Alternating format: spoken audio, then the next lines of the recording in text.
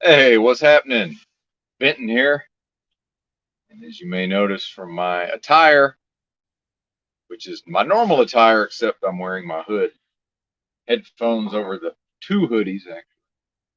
Uh, Baby, it's cold inside. Uh, I was in the process of being removed from truck driving limbo, and I'll get to that in a moment. But overnight, the heater for the APU stopped working. So it's not life-threateningly cold, but it's about 40 degrees Fahrenheit, and then of course the it's not like this sleeper cab is insulated.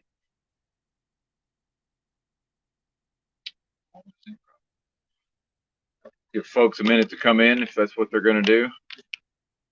Now, anyway, that was quite a show yesterday. I think parts of that show were probably some of the best stuff that's come through this channel, and I think some of it is probably some of the worst stuff that's come through this channel. At least as far as would involve yours truly. What is up with this? What's happening, Golden Renaissance? Oh yeah, cool, man. Yeah, it was quite the train wreck slash definitely some of that content I would absolutely put my name on. Is that Tranquil Vortex? Good to see you. What's happening, Woody? Um, just trying to get everybody up to speed. Trying to appreciate y'all being here. I don't have nobody to talk to, so ultimately that's why sometimes I feel some type of way about the show yesterday. I said, man, I got these fine folks over the internet. Yeah, you've been a very busy man, GRP. Thank you, Tranquil Vortex. I certainly need some more. Although it's above freezing, so I did live outside for 2 winters in Arkansas. So if it's above freezing, I can handle it. Hope you got your coffee. Hmm. And tying back to the 48 hours of live streaming, more and more I'm figuring out there's some effect to when I live stream from the sleeper cab, the back of the truck, back of the tractor with like a laptop or a phone. There's something about looking at those screens for so many hours, and I'm figuring out one of the big things about driving is that I'm able to talk and still glance at the chat to get the feedback, but I'm not just looking at a screen the whole time. And not to let myself off the hook for my crankiness, because I certainly wouldn't want to do that. I'm still feeling those effects, so I'm going to try to maybe not look at the screen so much. So if I'm looking away and down, that's what that is. What's up, Music Holds a Secret? Good to see you. So let's get to the more hilarious parts of what's going on with the truck driving. And I do find, as much as it annoys me, I do find this humorous on some level. So last Friday, so what is today? It's Wednesday, early Wednesday morning. So Friday, the trailer was fully loaded. I was parked in the parking lot at this furniture manufacturer. I was ready to roll out my normal schedule, roll out about 2 a.m., having completed my morning routine. And then that afternoon, late that afternoon, late for me in the afternoon, I'd gotten the call to swap trailers with these team drivers. And I'm always happy to help out, by the way. And people say no good deed goes unpunished. I'm always happy to help out. However, it really doesn't make sense that team drivers would have been experiencing this level of difficulty. Uh, but without getting into that too much, I guess that was my red flag. Because as much as I'm inclined to want to help, I could have said no, just like no, I'm good on all that. Sweet. Yeah, YouTube a little funky with the notifications. It's not as bad as it used to be. I've noticed. Sometimes I would frequently not get them at all. Mhm. Yep, yep. Good to see everybody. And and whoever, when it's 30 in the live chat and I'm in the live and I'm spurging out like yesterday, there is a bit of something to that, seeing 30 versus like 6 right now. But I mean, is there really that much of a difference? And I know that the people that are here, and this is back to I don't have anybody to talk to. I know the people that are here actually, really are here every day and like to listen to this. I think there's something to that. More and more, I'm seeing if I can pay less attention, if I'm making any kind of sense there, and I don't know that I am. So I'm back at the furniture manufacturer, but the trailer's not loaded, so I'm not able to roll out. So normally I would be rolling out right about now. Um, so yeah, they don't start loading till 7 a.m. So I'm guessing I'll be out of here around 10 a.m. presumably, headed back to Dallas. Um, and I'm really wondering, did I miss my chance to sort of leave this company and find another company? They're all pretty terrible, on some level.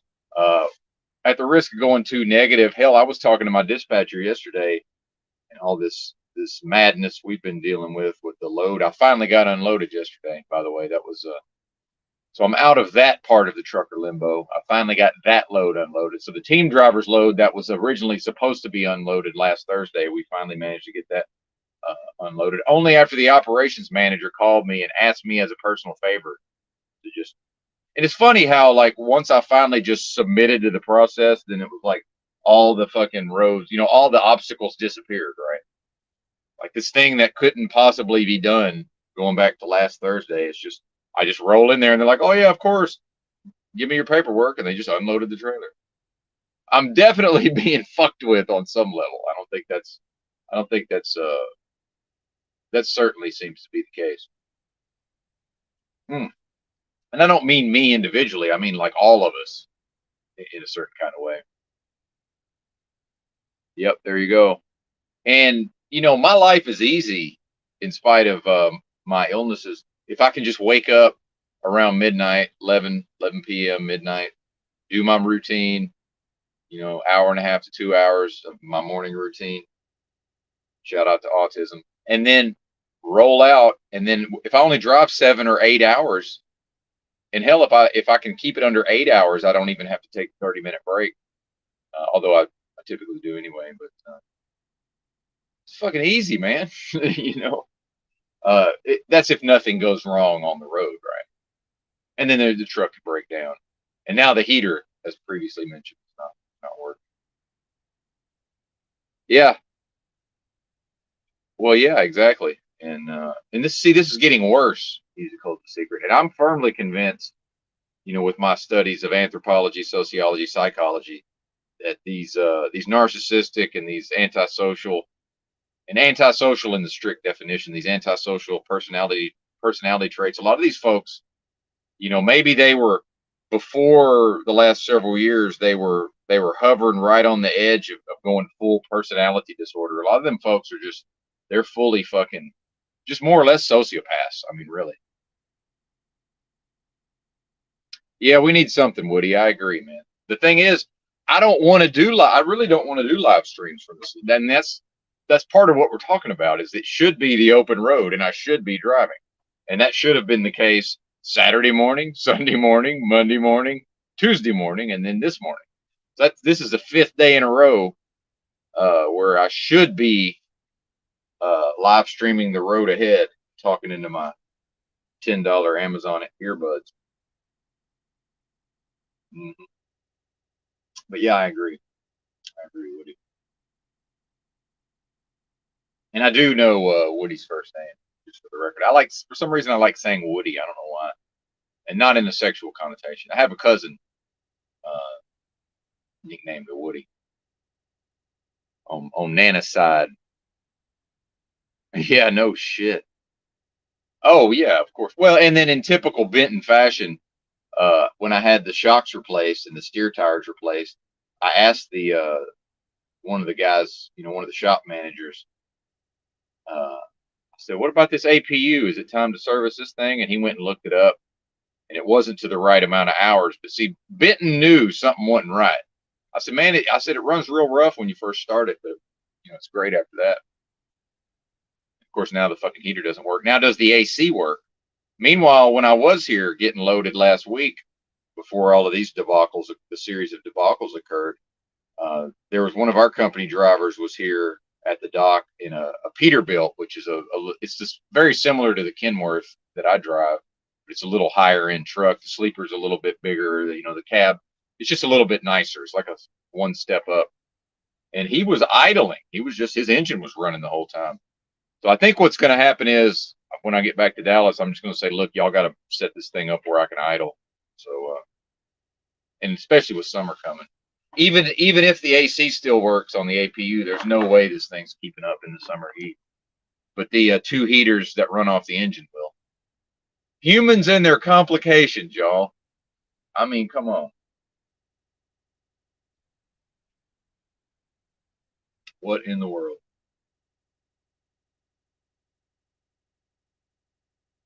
Well, I guess that's pretty much all the truck driving updates.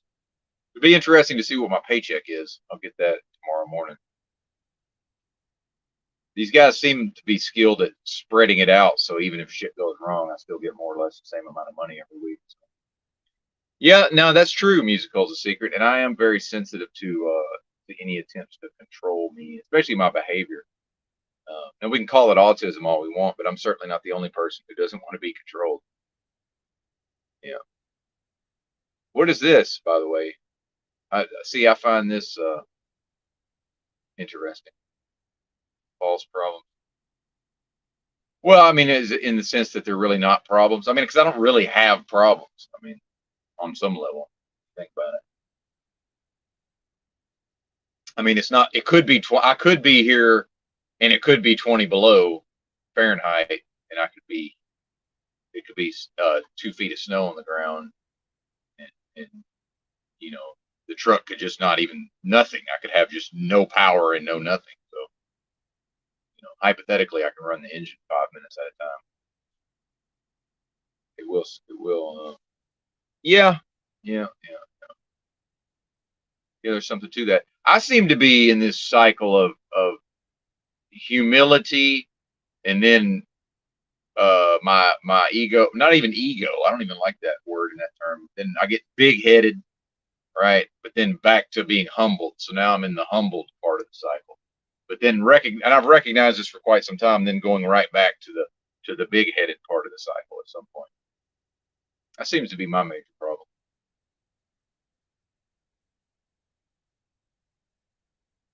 But who knows? I don't know. I can't call it, as they like to say. And I did not prepare my food yet. There's your beets. Shout out to the beets. Beats by Del Monte. And I don't know. Maybe I'll put that off till later. I guess I'd rather talk to you folks than take care of my basic needs. Yeah, I'm with you, man. Yep. Well, and what's funny is, as much as I came on here yesterday and spiraled and spurred out, like I don't do that. I don't do that in public and anymore. And talking to, I don't engage with people like that. But now I did tell like when I told the guy "fuck you," we didn't have like a back and forth. It was just a "fuck you," and I got the fuck out of there. Well, 2 fuck yous, but like even with my company, I kept it short and to the point. And when the operations manager called me, I knew not to even say nothing. He was like, basically like, how's it going? Hey, Rob Cleveland, good to see you. And I was just like, look, man, I don't even want to talk. I'd rather just listen. I'd rather just hear what you have to say. Meaning, I know if I start talking right now, like it's not going to be good. But yeah, I agree with Musical's a secret here. That's I also do not have that tolerance. And that was, with me living in the streets for so long, like I really didn't have to have a tolerance for people, and I could get away from people. So now that I'm been back into society for some period of time, and I'm not boozing, right, and not boozing, no real outlet for my crankiness and agitation, But then back to all these spiritual concepts I like to talk about, and then this is what I was thinking about this morning. I like to claim credit for some level of advancement, which is fine and good, but not if I can't demonstrate it, right? So. And then back to our conversation with Jeff, and I've forgotten his last name again, Jeff P, I guess. Uh, and he was intoxicated, but towards the end, he was trying to like, uh, misconstrue me as some sort of person who had control of himself and all this. And it's like, man, no, dude, I fucking spiral out too. It's less and less over time, but as we saw yesterday, it does happen, right? But yeah, that's the thing is sometimes I go into these shippers and receivers and I'm more or less forced into dealing with somebody's personality disorder, and it's just not my forte, man. Yeah. Well, I mean, I'm sure you would. EBT, I'm sure you would. Come on. The days in which I could go toe to toe, even with my lack of fighting skills, that's far beyond us. That's far behind us.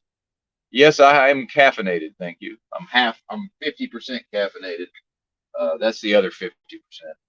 Although I will say this, Tranquil Vortex, I have gone off of the coffee, and I'm less cranky when I just have no coffee. Believe it or not, something about the coffee actually increases the crankiness, and it's an interesting effect. If I just don't have any caffeine, I'm actually not quite as edgy overall. But yeah, thank you for not knocking me out, EBT, and thank you for being here, by the way. And that was another thing I'm thinking about. I am very hard on myself. I'm thinking about it's people like EBT, Rob Cleveland, Tranquil Vortex, Dark Glasses, Woody, Robin. Shout out to you. Music Holds a Secret, of course, one of the OGs. And here I am acting a fool, showing my ass. Oh, and in EBT and specifically, here I am, fucking going at EBT. Like, why? Oh, good lord. I mean, I don't know. I guess let's see. I apologize for my poor behavior and insults directed toward EBT. How about that yesterday? Yeah, I can't do the powder. I've done the powder, Robin. For some reason, the powder doesn't work, and that's with my issues, which I'm trying not to dwell on. Some of this shit I just cannot consume. Yeah, so that's one of the things I'm not able to consume for whatever reason. Beet powder, beet juice is a no, but actual beets is fine. I don't get it. 72 degrees. Yeah, I think it's probably going to warm up here today. I'm still in Indiana, by the way. Maybe it's going to warm up. And like I say, I've lived outdoors 2 winters, so if as long as it's above freezing, I'm completely fine. But then the part of where I want to get annoyed and oh, this company, blah blah blah, and I should just fire up the rig and just drive it back to Dallas. It's like all that stuff. So I am controlling myself on some level. But I can tell I'm definitely, for some reason, I'm in some sort of, they're trying to make me quit for whatever reason. Now, maybe the company itself is not, but then now we get into, am I supposed to be somewhere else doing something different, versus my path? And then, so after showing my ass yesterday, then I'm back to, my purpose is to be of service. Like this is, arguably some of the aspects of the live stream has been me serving other people in very limited ways. I don't claim credit for this, but then me spiraling out, and even if the numbers are spiking, and some of that's just because of the time of day, but me yelling at people. Well, actually, it was still pretty early in the morning, but me just like yelling and acting a fool. It wasn't really yelling, but you guys know, you were here. Most of you were here. Well, but I have to own it. That's the thing. I never would have gotten to this point without owning stuff. I tend to own things that may not even be my fault. It's like I err on the side of I'll just own everything. And this comes back to that Bippin, as I spit all over everything. Bippin, this old Indian man I worked for. My buddy from college owned a convenience store that I used to help him manage for a while. And then this guy Bippin bought it, and I worked for Bippin for a little while. And he was trying to turn me into his manager, but that, with our personalities, that was never going to work out. Plus, I had other shit to do. But this is what he told me. He said, "You must take all beatings," meaning like from the customers. Like this is your job. Like you have to, you know. And I really understood what he meant in that moment. And that's something it's kind of stuck with me in some way. Like I must take all of these beatings, even if it's like kicking and screaming. I'm dragged like a child, like a fucking toddler throwing a tantrum. I'm being dragged, kicking and screaming, but it's like I still must take these metaphorical beatings. Illuma, Tommy.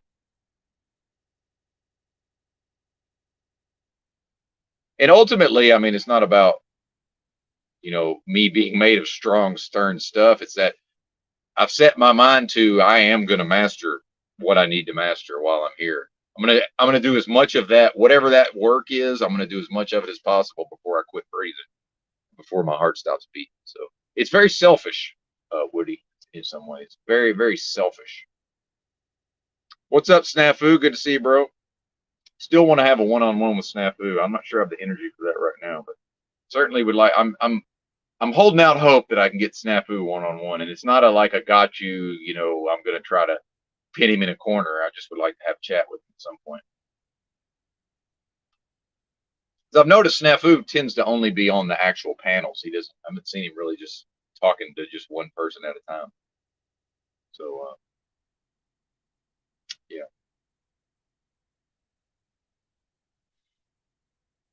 that's usually NJ Jeep Girl who's trying to kind of manipulate that sort of thing behind the scenes. But who knows? I like Tommy. It's just less is more. I think on Tommy. Uh, yeah, less is more. And then once he really got into that really fucking whatever you want to call it. I'm not saying he's schizophrenic. I'm just saying once he really hit that schizophrenic style of thinking, I just kind of wanted to see like how long will this continue. So I just dropped off the stream and I went and did other shit. Yeah, I'm not good. It's not. Yeah, well, number one, I can't hide my emotions. I'm just not able to. If I have a strong emotion, everybody knows. But yeah, and he may not even be talking to me. Again, on some level, all the comments are about me, even if they're not, from my perspective. Yeah, this isn't bad. We can deal with that. That to me, honestly, this is 15 to 20. That's really more in my zone. I would have to say for early in the morning.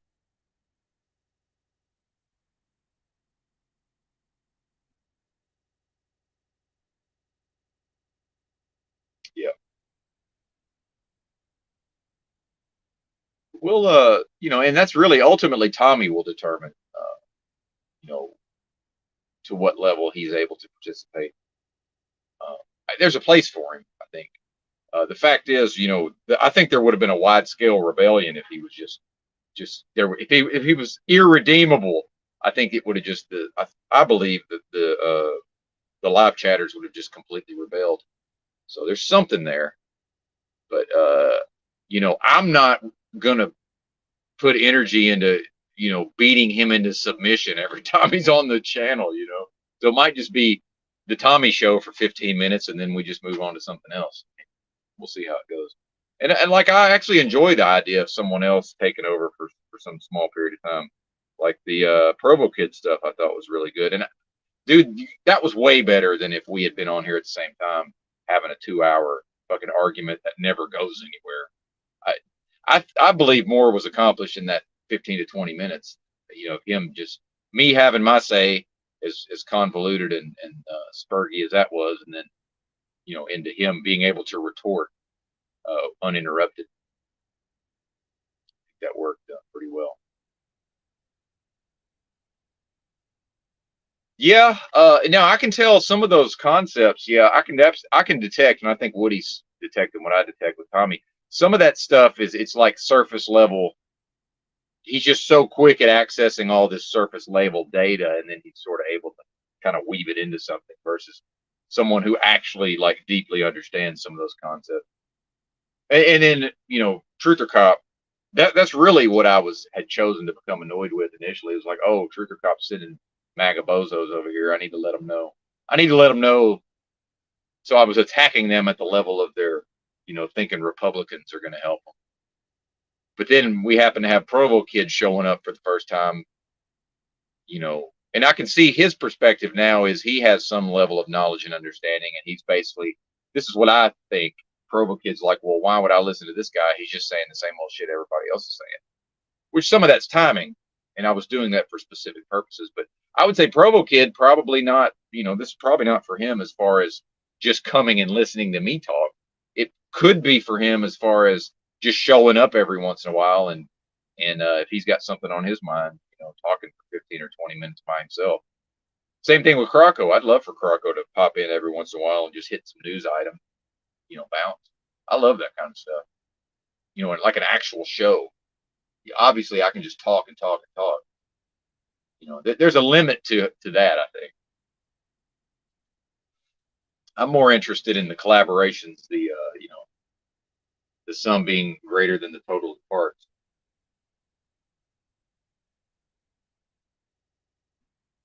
Yeah. Well, I don't know what Snafu's deal is. He's definitely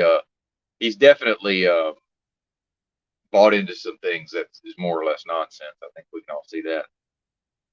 Well, and then, but see, yeah, there you go. Which is fair, by the way. I mean, we've said that that's within the bounds of fair play, I would say. But me not wanting to talk to him is also in the bounds of fair play, and that's where you start seeing the social pressure of, why won't you do this and why won't you do that? It's like, I don't want to, right? Like, I'm free to just click the end button and go do other things, like I don't. And I'm not threatening anybody. I'm just saying, like, I don't have to talk to Provo Kid.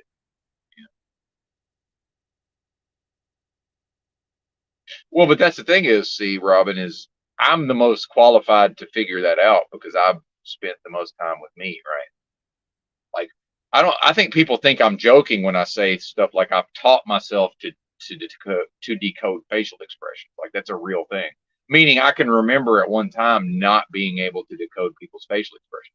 I spent most of my youth listening to songs on the radio and could not figure out what the lyrics were. Like, just all of these things in totality. But Benton can talk and has social skills and makes a lot of eye contact. It's like, yeah, my big scary dad forced me to do all those things. I was able to. I had a high motivation to push through all of these things that kids nowadays would just, as soon as the kid shows some kind of resistance, they just take them off to the doc who says, well, this kid has autism, and then now we don't expect anything out of, which is the worst thing for them, by the way, as far as I'm concerned. But again, autism merely being, it's a collection of behaviors within the normal range that have been given collected together and called autism. I mean, that's ultimately all we're talking about. Yeah. Well, it is interesting he showed up at the exact perfect / worst time, right? Like, there is something to that timing. Not saying it's, people are rubbing their hands and conspiring, but it's I think that gets into more like law of attraction type of things. There was something going on in me that probably, I can't speak for him, but there was something going on within me that I wasn't quite dealing with, probably being cooped up in the truck without being able to drive for so many days. Instead of me just dealing with it like a big boy, now it comes out in other ways. What? It is. Well, see, and I've also been thinking about that. Yeah, I think we'll see. I actually was thinking about that today, EBT. I think it's both. Actually, it's probably, it's not a dictatorship. It's not an authoritarian dictatorship, but it's also not the fucking Rainbow Gathering either. It's somewhere in the middle, right? So it's not, Ian, this guy Ian, who I've never really watched, but it's not, some sort of iron fisted, although passive aggressive totalitarian. It's not a totalitarian regime, and I don't think the folks that come here would come here if it was. So yeah, I'm always going to err on the side of not banning people. But then, like EBT pointed out, it's either engage with him or kick him out and move on. I was kind of stuck in this limbo. But again, I was stuck in limbo, truck driving limbo. And EBT, if anybody understands his personality over time, this is, this is what he's going to do, which is good. He's going to hold my feet to the fire, which I appreciate on some level. Yeah, his brand, yeah. Yeah. Well, and I do know that when I take an immediate dislike to somebody, as I did with Provo Kid, but solely based on seeing him on Chalk Body Outline, I will either at some point interact with that person and we will become, I can't say friends, but we'll be friendly and at least able to communicate, or it'll just be fucking it'll be a wrap on that. We'll just more or less be enemies. But I don't have a lot of enemies. Yeah, I know, but I am a backpedaler. To be fair. As much as I'm able to put my foot down and set my intention and stick to something, I also will backpedal. That is a thing, sir. But again, I try to avoid this thing where we just talk about my personality. Like it's off putting. It's off putting. Yeah, there you go. Now I got EBT piecing me up in the comments. There you go. See, there's something to that. Like that means something.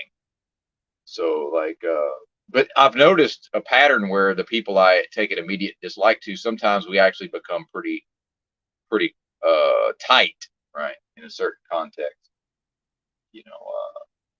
Almost like a thick as thieves context.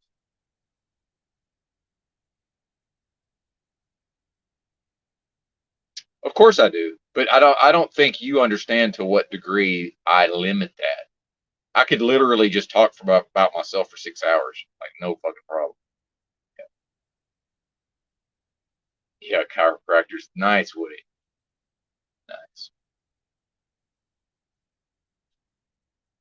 Yeah. But anyway, enough about me. How are y'all doing? God, EBT, man. Good lord. Maybe I don't know, man. You could just, if you want to, again, if you want to, you can come on here and just let me have it again. Although you didn't really let me have it yesterday. Nice of you. A little bit.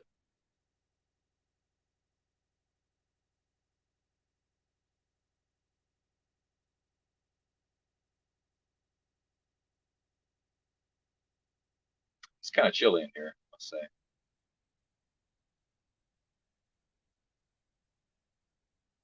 Oh, okay. Yeah, there you go. EBT police in the chat. Well, you were modded up at one point, EBT, and then you decided you didn't want to be blue. But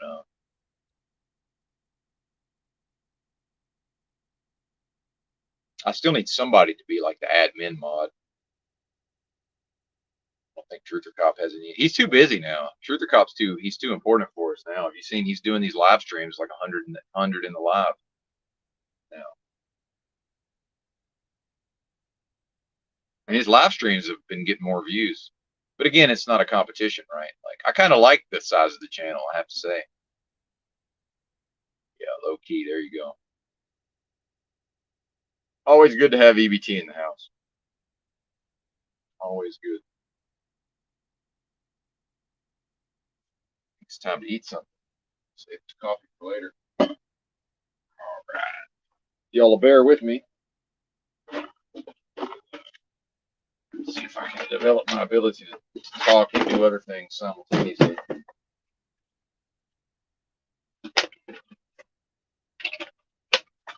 Yeah, I checked in at 1 o'clock here yesterday, and that's probably was the appointment time, most likely. At 6 p.m., I was still sitting here, and they hadn't called me, so I just went to sleep, turned my phones off, and went to sleep. There was a big old line of trucks behind me,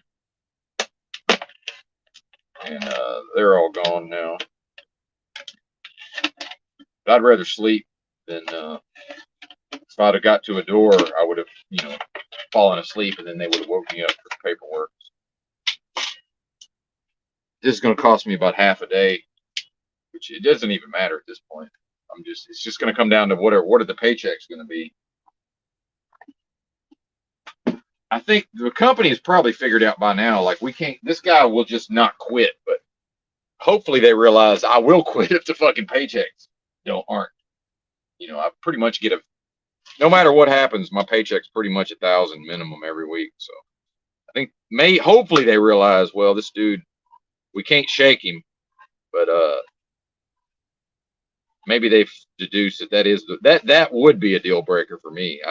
Sometimes I run into these truckers and they're whining and crying about their paychecks. I'm like, that's a you problem. I wouldn't stick around for that. No fucking way. Got to pay me, Jack. Yes, sir. Yeah, there you go. Well, he was briefly modded, but yeah, that's fine. Yeah, can't serve two masters. That's right. Yes, sir. I guess is Woody a mod? I don't know if Woody wants to be a mod. Is he? See, I honestly don't even know what's going on at the level. I don't even know who the mods are. Let's see. Let's see what's going on here. Let's see. Let's see what's going on here.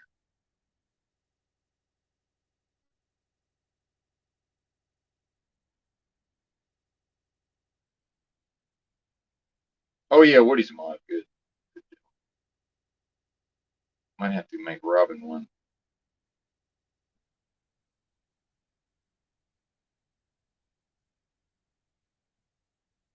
I do get a kick. Sometimes it is funny when I find some new live stream and like everybody in the live chat's got a wrench, and I'm like, what's the point? What's the point of that?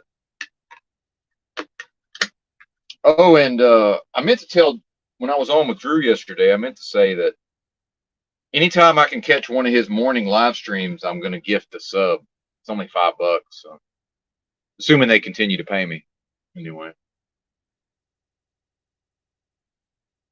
that's pretty cool. That feature on YouTube. I thought about giving 5 away. That's $25. In my StreamYards, I guess it's been a full month of paid StreamYards. They hit my card yesterday. $25. Money well spent. But I see they got their shit set up to really milk you for everything. This 50 gigs with these long live streams or 50 gigs of storage is basically worthless. Hit that very quickly. So I effectively have no storage. Like. But I think it still saves them. It's hard. I don't know what's going on with StreamYard. It tells me every time I go live, it's like, hey, we're not going to record this to our hard drive or to our cloud storage. But then it's like the file's there later. So I don't know. All right. Well, if she wants it, yeah, there you go.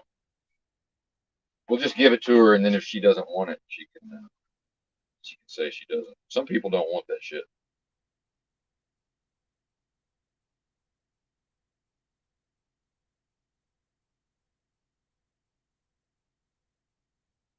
Oh, and Musical's a secret. Oh, wait a minute. I just unmodded. Sorry about that. Let me fix this. And now Musical the Secret is now a managing moderator, whatever that is. So, I don't know what that means. Maybe you can make other people moderators potentially.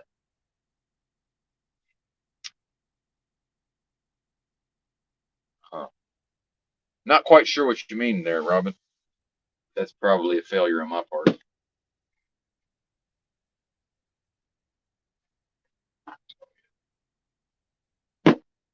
Discombobulated.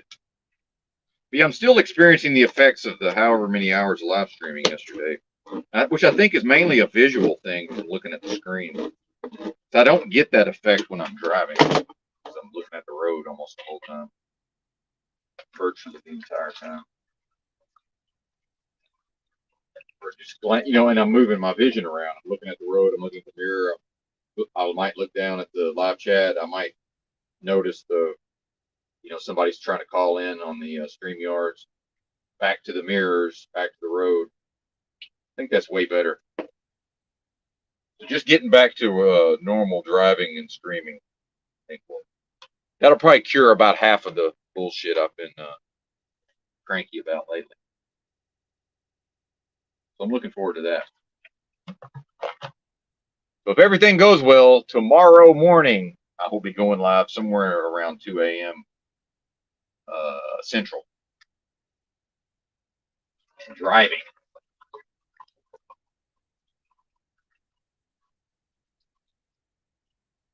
And I'm wondering if you guys can tell the difference between I've got this little mixer, this little portable mixer and the shotgun mic. But whenever I went to check in with the chat, it sounded like I was on the phone mic. So I don't know what the fuck's going on. Hey, there you go. That's awesome. Yeah, the cell phone wars, which I've had some interest in whatever's going on. And Musical's a Secret seems to know a lot about it. Verizon, man, I'm happy with my Verizon. It's still kicking ass.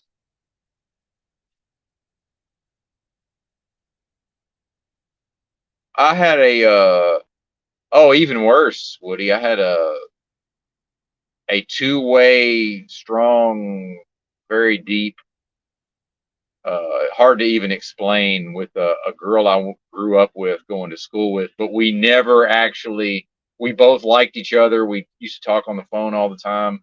I was never an incel. I had, girlfriends and stuff, and she dated guys, but I don't know why, but we just never actually like got together.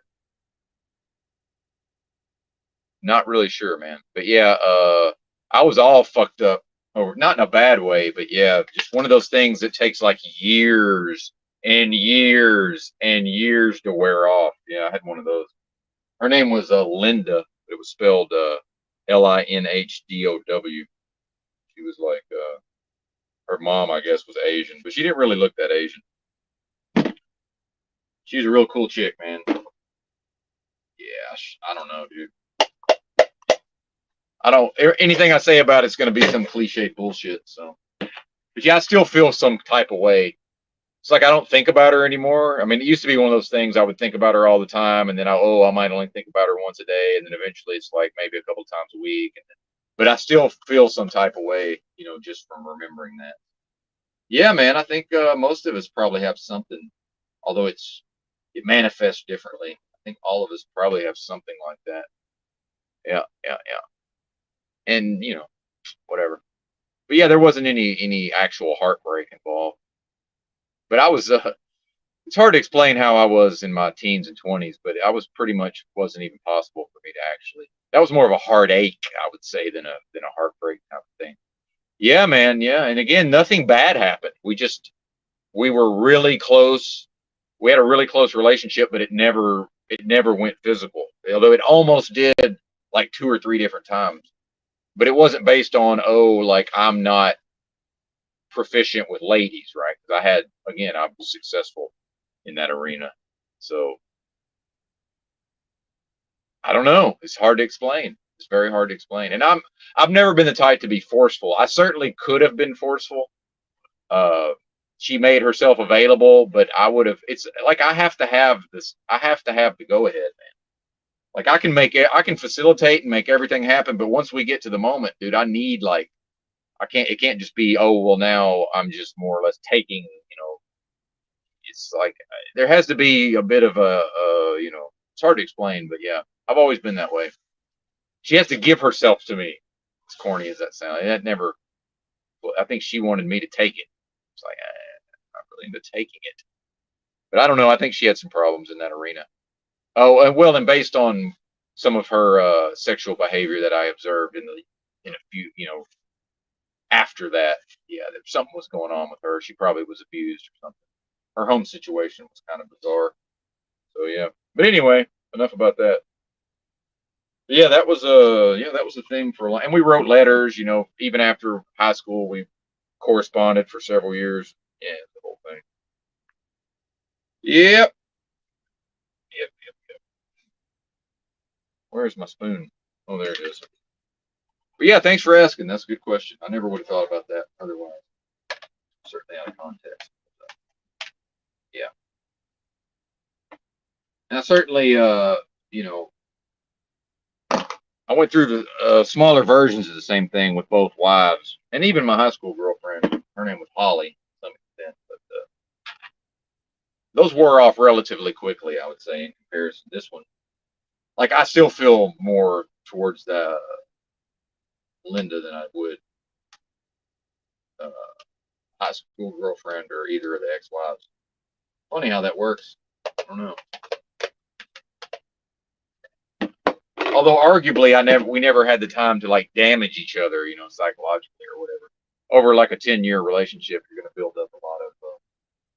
7 years was the 3.5 with the high school girlfriend, 7 with ex-wife number one, and 10 with ex-wife number two. Although some of that was off and on towards the end. But yeah, anyway, what do y'all think? Yeah, I love Cat Stevens actually. Yeah. Yusef Islam. Right, changed his name. Yeah, it's good stuff. Stuff. Well, I guess that's not what folks come here. Oh, we went up back up to 18. It's funny how that works. See, sometimes the numbers don't even mean anything because mine just jumped from 8 to 18, so that's probably some kind of what would have been referred to as a net split back in the old IRC days. Probably part of the network got severed. It's funny.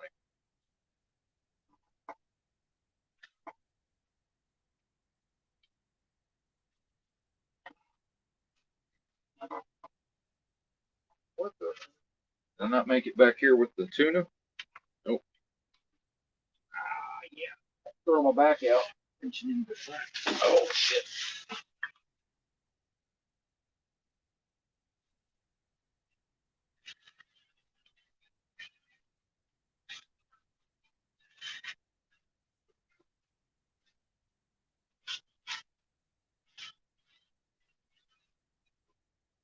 Yeah, man. I think that's different for, based on our personality or our experiences. Because most women strongly dislike me in a romantic context, but the ones that like me a lot, and I have a lot of arrogance in that regard. So my thing is kind of like, like I'll just take my ball and go home, not in a threatening way, but it's like, you know, I'm pretty fucking awesome. I mean, just in that regard. So, and I'm very competitive, and I was never had a problem in the sexual realm. That was more or less always on point. Although not so much with the high school girlfriend. She was probably a little too prudish and inhibited. I mean, again, I'm not going to force anybody to do things they may not want to do. Yeah, no kidding, man. No kidding. What's up, Sean? Good to see you. Yeah, it's yeah, the food thing. But that's probably some of my crankiness. I can tell very rapidly I'm just absorbing less and less of the food, man. Yeah, I'm not getting enough. I'm not absorbing enough calories, and that's going to make somebody cranky and agitated. So, I mean, let's face the reality that the near term I'm fine, but the outlook, the longer we go out into the calendar, it's and again, not promised tomorrow, but this is not, it ain't looking good.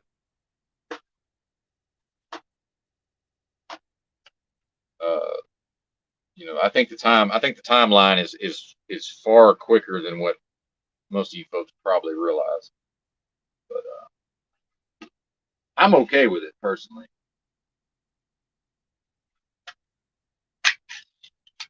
But yeah, at what point will I be stretchered into the ethno state? I don't know, man. I may not make it long enough for the ethno state.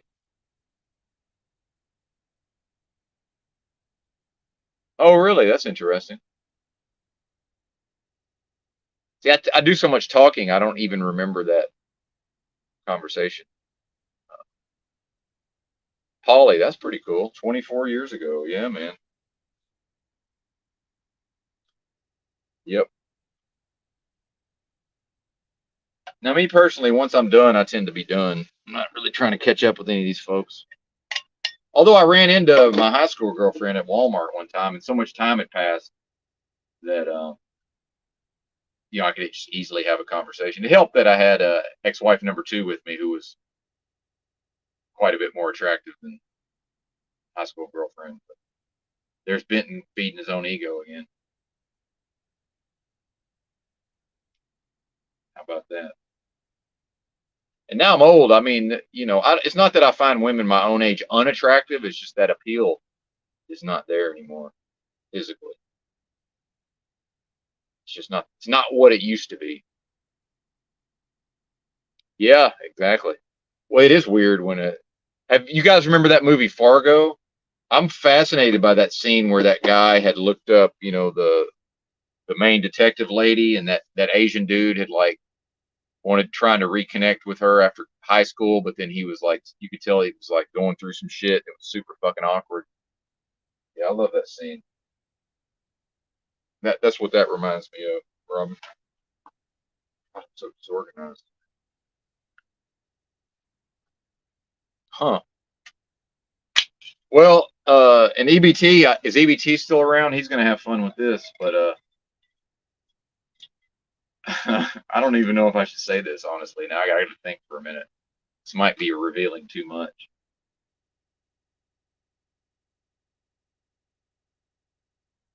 But first wedding, I got married on the beach in Jamaica. I think both of us realized that we don't really need to have our family around for this. Friends would have been all right. Family was going to be such a great idea. Yeah, that's interesting. Music holds a secret. 2 marriages he's had, they came after him. He submitted to it. That's interesting. I'd like to hear more about that.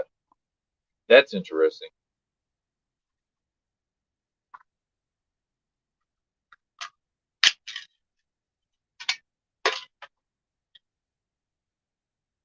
And the really my second marriage, that was really sexually, that was a real, like, it was informal, but it was an actual dom sub relationship, and me being dom, of course.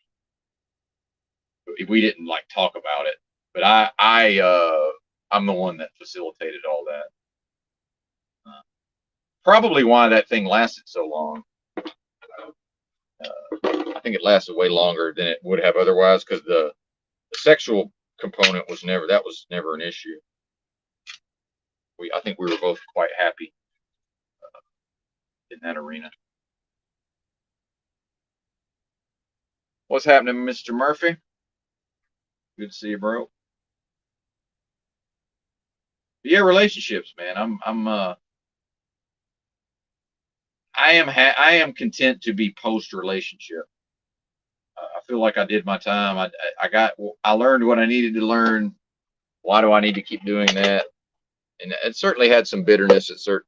Well, after the first one broke up, I definitely had some bitterness. But yeah, I feel like I got over that, and now it's just like I already did that. Why do I need to keep doing that? Oh yeah, well there you go, Jehovah's Witnesses. Yeah. Well, they'll let you run the show to some extent, right? At least back then, that was the culture of the. I think that's changing over time with the JWs. But women were definitely expected to be submissive to the husband. As I spill oil all over my pants for the second day in a row. I should put a towel down on my lap. Yeah, Officer Murphy, that's right.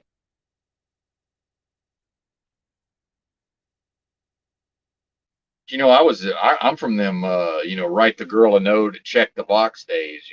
Will you go with me? Meaning, go with means to go steady. You know, back in fucking school days. You know, it's a trip. How much things have changed, not in a bad way, but like I don't want to even text with people. The last time I met a girl and I could tell she was interested in me, and I got her phone number and everything. Like these girls nowadays don't even know that if I call, not you got to let me hit the voicemail. I'm not prepared necessarily for, like, I can talk obviously, but it's like they just want to go to the texting. I'm an old man. I'm not texting. It's not gonna happen. I'm just not interested in that. I need to. I'm going to be in the one-on-one, face-to-face sphere for that. I have certain abilities that are not going to come through with the texting. Meanwhile, she's texting 5 other dudes, which is fine, but I don't want to be one of the 6 guys she's texting with when she's laying in bed at night or whatever. Like, I'm just not into that. I'm not into that aspect of it.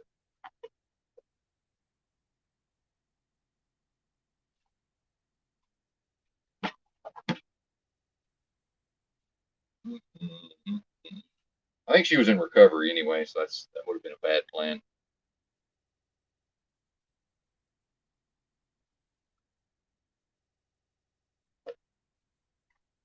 Oh yeah,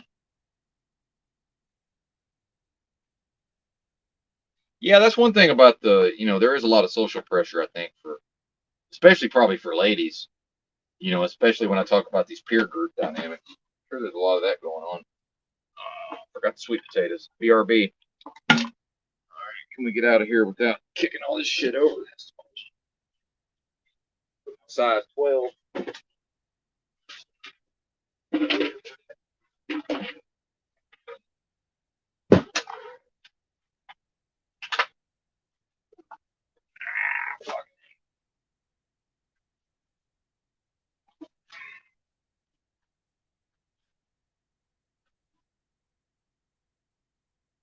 Oh wow, third husband.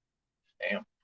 Yeah, Musical's The Secret said his first wife really broke his heart. She was his first marriage, but he was her third husband. Yeah, and this I think kind of goes back to what I was harping on with all the marriage stuff and the MAGA and traditional family values. It's like, and nothing against. I'm not talking about Musical's The Secret specifically, but just in general, this is a very common thing now. Whereas when I was younger, that wasn't so much of a thing. And I guess if it was, people probably just didn't talk about it. Still considered shameful, presumably. Because the default back then would have been, get married, stay married. Oh yeah, we already did that. Yeah, I don't know. I'm just rambling at this point.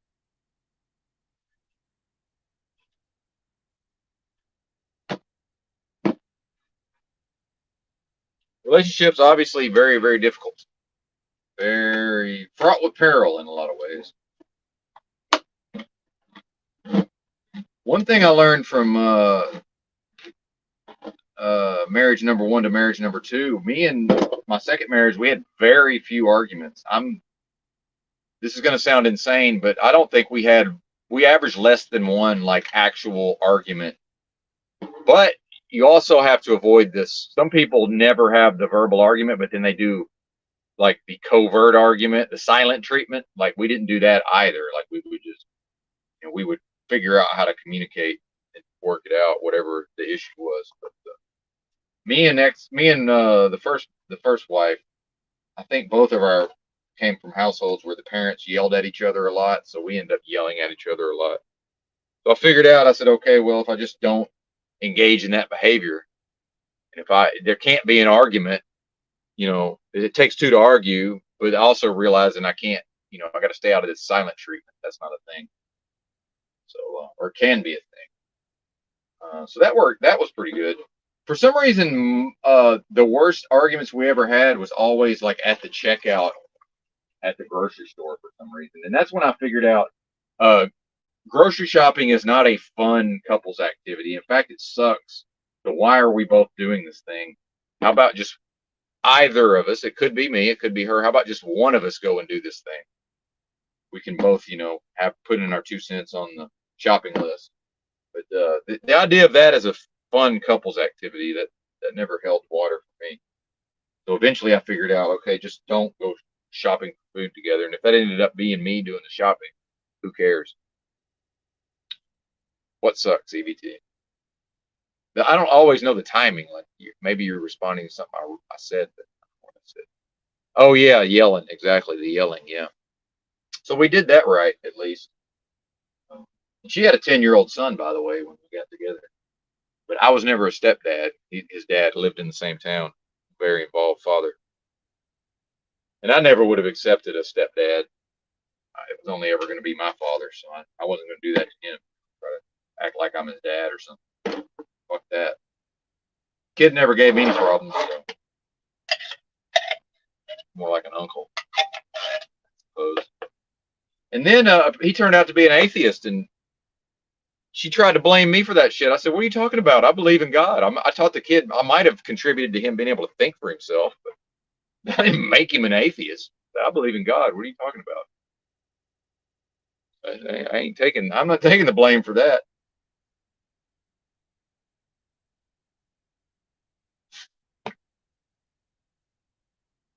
Oh yeah, see I think that's where the autism comes in. I know I wouldn't have, dude, I would have lost my fucking mind trying to manage all that simultaneously, especially once you get into the events of the last few years with the mask and all that. And if I had young kids, dude, there's no fucking way.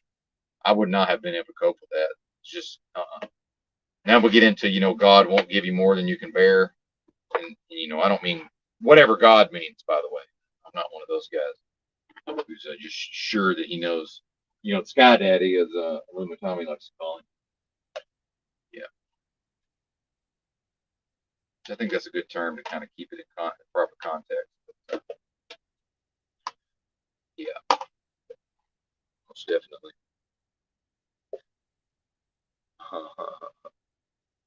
Well, again, like I like to tell people, because sometimes now I don't even have these conversations anymore, but those times when for some reason I've mentioned autism, with somebody in real life. At some point, they're gonna throw in a, well, I guess we're all a little bit autistic. But then I'm thinking, okay, but how come when the ambulance goes by, I'm the only one with his fingers in his ear? Like, there's got to be something to that.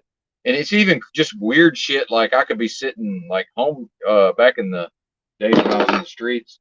Well, even recently, actually, there'd be times I'd just be sitting on a bench, like at the, entrance slash exit of a Walmart, and there'd be like this video game, like one of those win a prize games, and it had this certain musical pattern.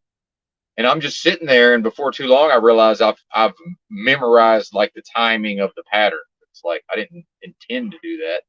It's like my brain just did it, and like that. If you remember that "Smoke Weed Every Day" when these people were trying to listen to that rap song, I think it was a Nate Dogg song, and there was like this long pause and "Smoke weed every day." I can do that shit. I can nail that shit every time, like without a lot of practice. Like I just had to kind of listen to it and focus on it. And there's this thing called in the homeless traveler community, there's this thing called Marco Polo, where everybody's so fucking stoned, but we're still passing around a joint. So somebody will go when nobody's taking the joint, but the person wants to pass it, they'll go Marco, and then whoever says Polo is who gets the hit. I just refuse to play it because I can absolutely be the first person. As soon as I hear Marco, I can just go Polo every time. Yeah, there you go. Shout out to assholery or assholism. So I don't know. I think that's part of the autism, whatever that stuff is. I don't even know what that is, but it's these things I can do that other people can't do necessarily. It's just very easy. And I actually taught myself because I switched from saxophone to percussion in the high school band. Actually, I might have still been in junior high. I don't even remember. It would have been, yeah, early high school. I guess 10th grade probably. And I taught myself because I started out playing bass drum in the marching band, and I taught myself how to keep time by I would listen to a song on the radio and I would turn the volume off, but I would keep time in my head and I would turn the song back on. And before too long, I could always perfectly still be on the beat when I turn the song back on. Stuff like that. But it's just easy. Very easy for me to do that. I'm behind in the chat now, so bear with me. Bear with me, folks. I'll catch up or not. Still trying to make the food. You guys can't see it, but I'm still trying to make the food. Yeah, man, there's a lot of that. Yeah, taking on. Oh, I've noticed that. I think a lot of women do that. I noticed that ex-wife number 2 certainly started to take on aspects of my personality. There's no doubt about it. Yeah, I noticed that shit too. Yeah, 100%. And I think that's what Patrice O'Neal referred to as like over time, eventually the woman, she eventually has she's a fifth degree black belt in my bullshit. So in order to become a fifth degree black belt in my bullshit, I mean, necessarily she's going to learn, certain aspects of my personality, it seems. And I've also noticed that women almost always adopt, if the man drinks a lot, the woman will almost always start drinking a lot. Like whatever his habit is becomes her habit a lot of times, especially if it's a vice, especially if it's something negative. What time is it, by the way? 3:16. All right, cool. Bam, that's right. Got a lot of show. I told you, man, the audience is smarter than I am. Thank God. This would not be a good show otherwise. Thank God for that. I'm the smartest one in the room. We all in trouble. Believe that.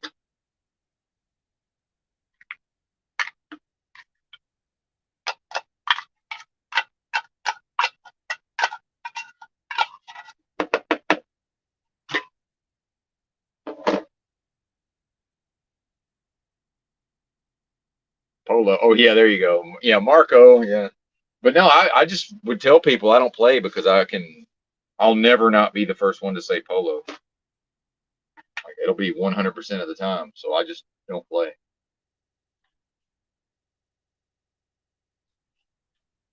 Then I've been watching some of the Slab City videos since I used to camp out there in the winters sometimes at Slab City out in the Sonoran Desert, Southern California, which it's not out in the middle of nowhere, by the way. It's just it's in a less populated area of a very populated area of the state. It's not far from civilization in any way, shape, or form.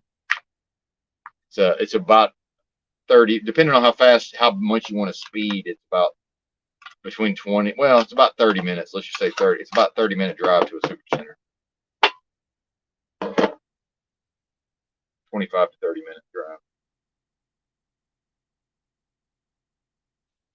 Apparently the slabs, and I'm sure that's an ebb and a flow, but apparently it's gone way downhill. And I'm assuming the events of the last few years probably contributed to that, and then just all those people getting stimulus checks. I mean, dude, some people, are in some state of they're in some low state of addiction and criminality or whatever. That giving them several $1,000s is probably the worst thing for them, especially when they're squatting in the desert. Meth sovereigns.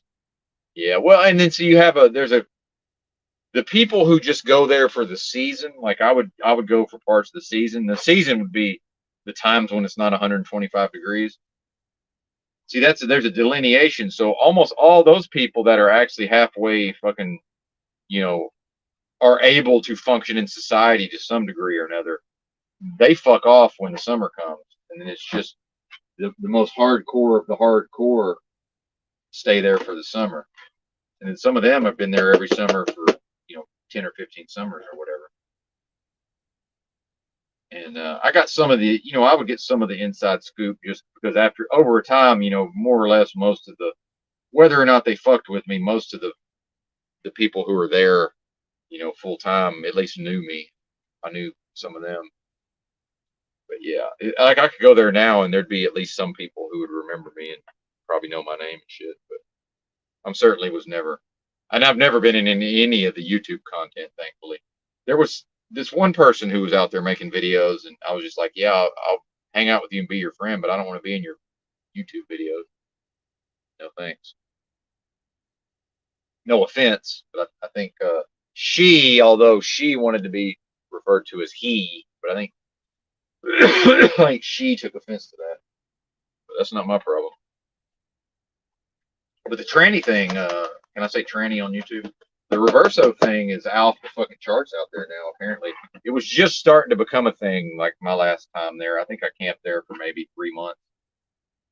The weather wasn't good, man. It rained a lot. Dude, it rained a bunch of times last time I was out there.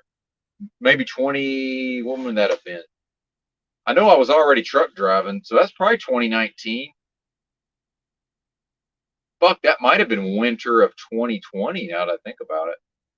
You know what? I think I was there right before the shit popped off. Yeah, I'm bad with time, but because I think when I started, because I wasn't working, and then when I went back to working, I'm thinking about the company. I'm not. I might have the timing fucked up. I'm not 100% on that. I'm sure.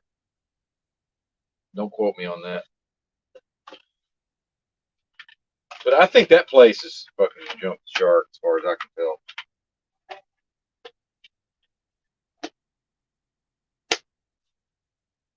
I think it's a wrap for the slabs.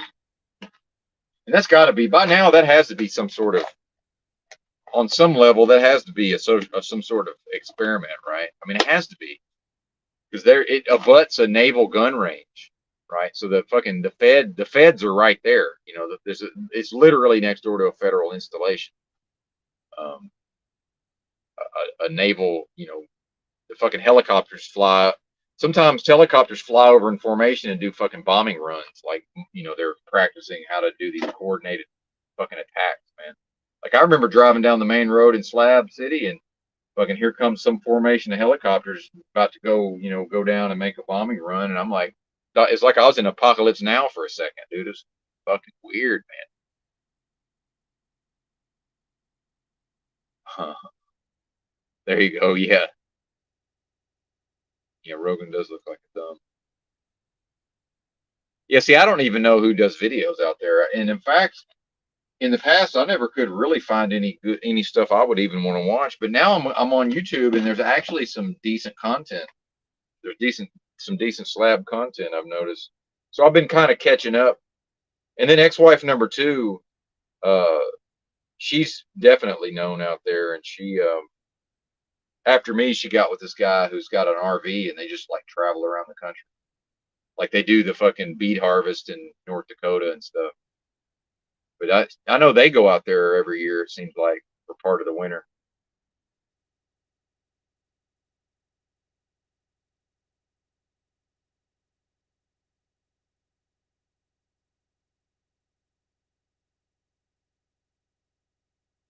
Me? What do you mean, Benton? What are you talking about? What you talking about, Truth or Cop? What you talking about, Willis? Why don't you come? Well, are you busy? I guess Truth or Cop's busy. Come tell us about it if you want, but I know you're too big time for us now. Well, that's not true because you're here hosting. So yeah, shouldn't even say that. Yeah. Well, and that's the thing is, I think at one time, for me having spent time there personally, to me looking at the YouTube videos, you really at one time you couldn't. Okay, cool. You could not get a sense of what the place was actually like, and now I think it's the videos you can get more of a sense of what it's actually like. So I think that's changed over time. Just the skill level of the people who are producing the content seems like it's up to a level where I think at one time I would tell people, well, you really have no idea what it's like if you're just watching videos. You have to go there. Now I don't think that's really the case. Yeah, that's true. You're right, EBT. He has. Oh, wait a minute. Let's post the link. My bad, sir. There you go. You don't need a link, do you? I don't think Truth or Cop is dependent on links, but maybe he is. I don't know how the StreamYards work. Did you cancel your admin powers over here? I haven't checked on that lately.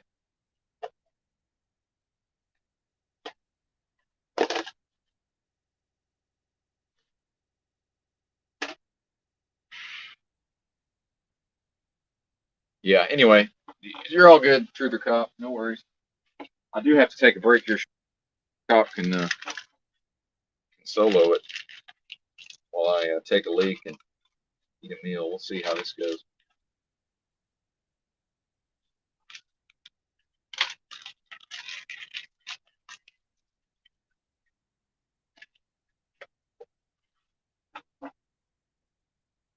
All right, take your time, sir. We're good. Appreciate that. Yeah, I would like to get some updates on what's going on.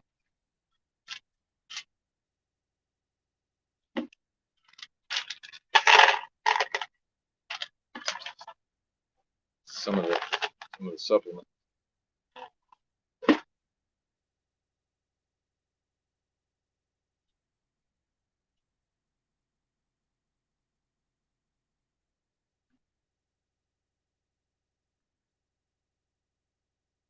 I don't. If Truth or Cop, if you can hear me, I'm listening, but I need to take a short break, which may correspond with you coming on, if that's all right. But I will hear what you're saying. I've got my headphones on.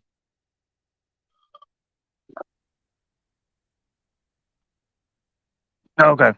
Oh, here I he think is. you literally just, yeah. Hang on, let me. Where are my headphones? I didn't even know I didn't have my headphones on.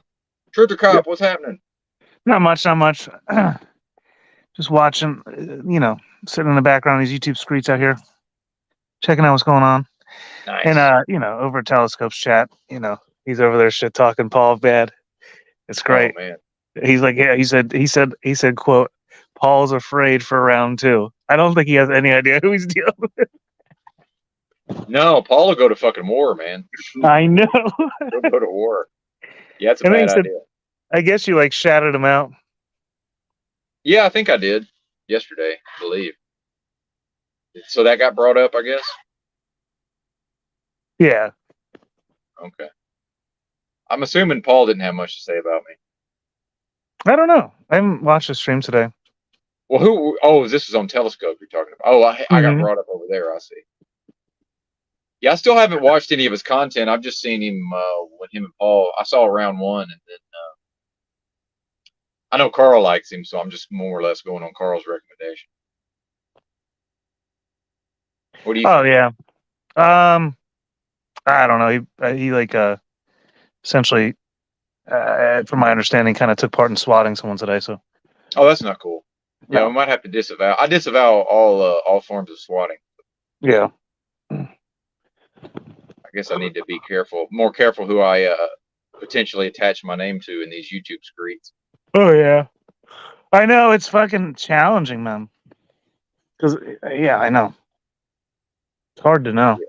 Yeah, at Telescope EBT. But then and I trust you, Truther Cop, to give because you are a journalist. But some people will just say, "Oh, he participated in a swatting," but then when you actually look into it, really he didn't. You know what I mean? Like, but if you tell me that, I understand that you know what you're saying. I'm not quite sure what would happen. He's so I don't Oh, know. okay. He does so much trolling, and the police keep showing up to this one guy. It's been twice now that Uh, it appears that he's doing this. Um, oh, that's that's Telescope. shitty. Literally, it's Telescope. I don't know how he managed to land that one. You just Google or put in YouTube, it'll come Yeah. right up. Well, YouTube was sending out But emails he trying to will. Yeah. explain to everybody that they're going to the new naming system. So I think a lot of people just blew that shit off, and he probably pounced on it. I'm assuming. Oh yeah, it's true. That's a good point. Because I didn't even understand what they were trying to say, and I wasn't doing content at the time anyway, so I just ignored the emails, and eventually I was at Benton JA668, so I was like, all right, I guess that's what it is. Mm-hmm. But I remembered the numerous emails they sent me trying to say, hey, you better pick something. Oh, he didn't swat him, or whatever the hell.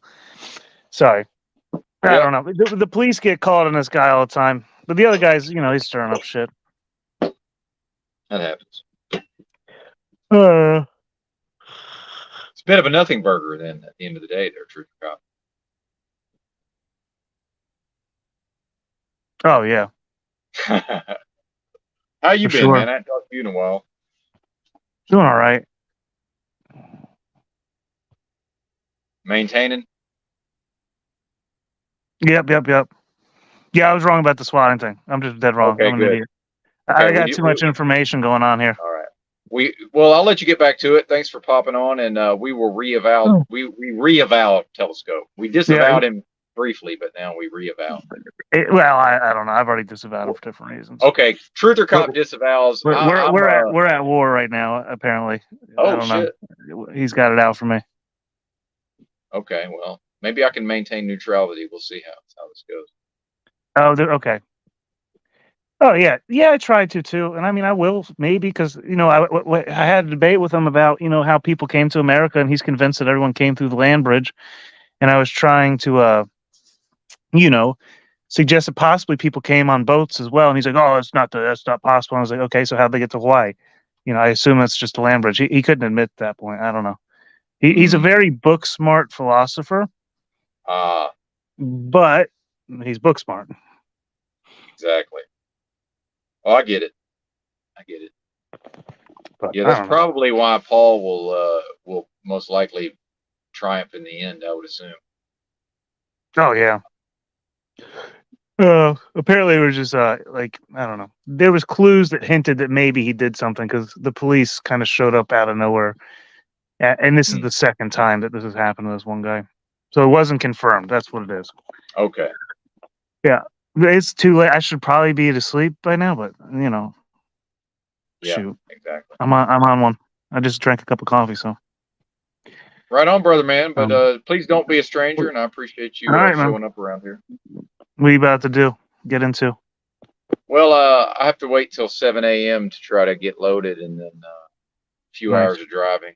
Yeah, I'm just hanging out. It's a hang, unless I'm spurging out, spiraling, yelling about the chat like yesterday. Mm-hmm. I didn't get to. I was like in the middle of watching, and then you went live. I'm usually not up this late anymore. If you just fast forward through my spurging, it actually gets pretty good, I think, after that. Right about the time, right before, I haven't rewatched it, but right before Provo Kid takes over, so I'll just let him take over and have his say. I think it's pretty interesting right about that Yeah, I time. saw the comments were really positive on it, so I was interested to see where it went. Cool, But, man. Yeah. all right, Let me man. know what you think if you would, but have a good night Yeah, of or course. morning or Be well, whatever man. it is. Safe travels once you get on the road. Thank you, sir. Talk to you later. Be well. Bye. Bum, bum, bum, bum. All You can kick me out, I think. right, we're kicking you. All right.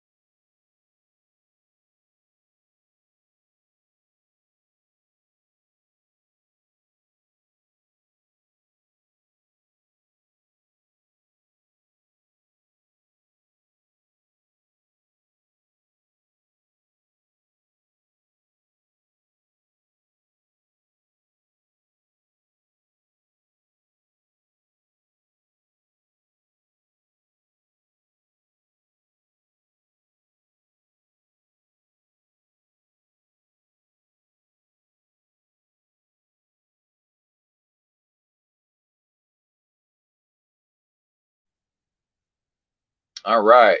Snafu minus NWO minus Hulk Hogan optics. World stage being set up. Beast system agendas in play. The optics are high.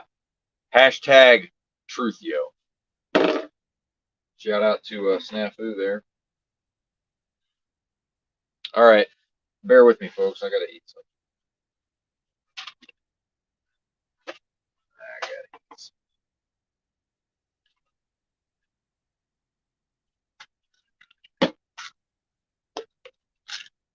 Yep, Trooper Cop.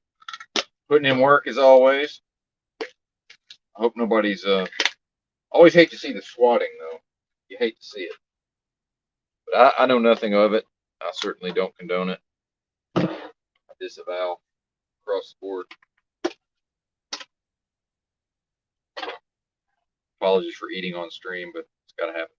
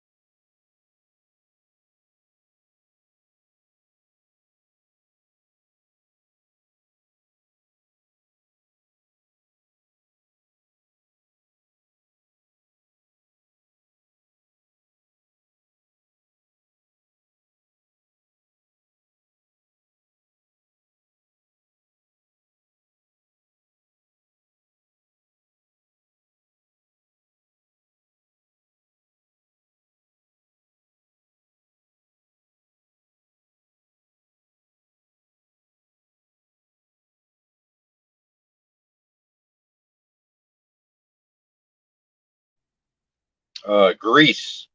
Greece train crash. 32 killed and dozens injured. I'm assuming that's it.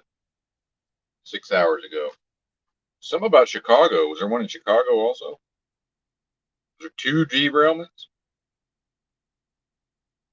No, not Chicago. That's the Chicago Tribune. Yeah, Greece. Head-on train crash in Greece.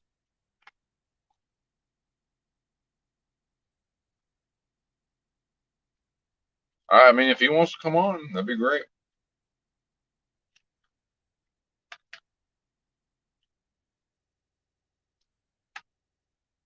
Better than watching me eat.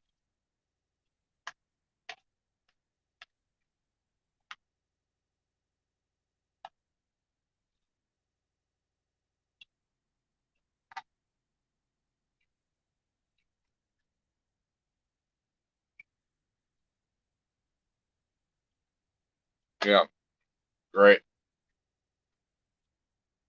I would be in Indiana when all that happens too, right? Been in Indiana this whole time.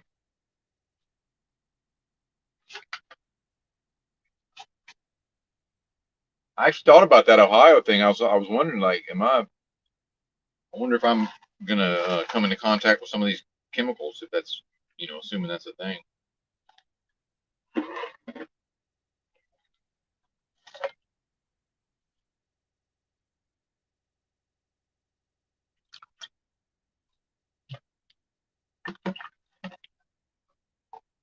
Hard to say.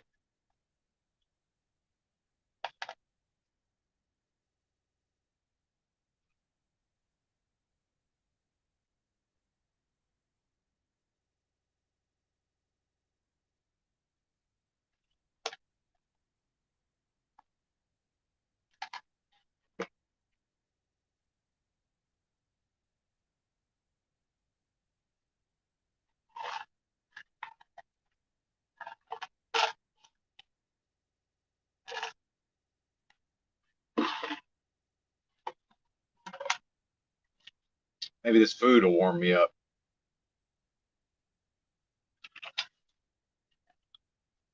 It's definitely getting a little chilly in here. I must say. The heater's not working in the truck for that. The APU heater.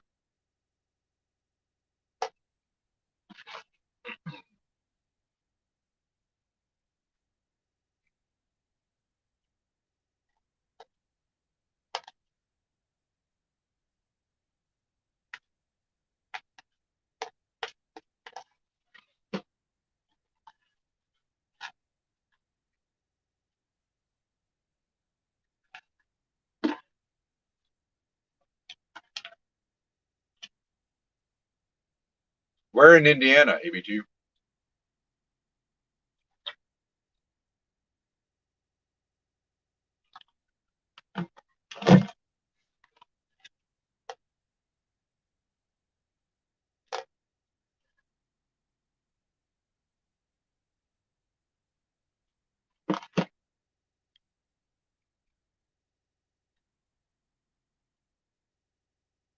Yeah, I missed some Woody comments here. My bad, sir.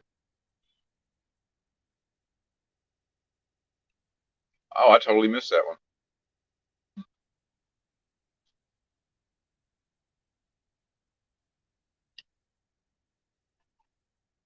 Oh, yeah?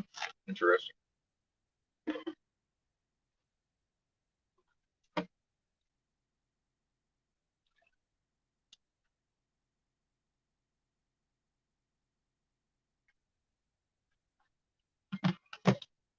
Yeah, all these train problems, man. I don't know. Seems a bit out of the ordinary.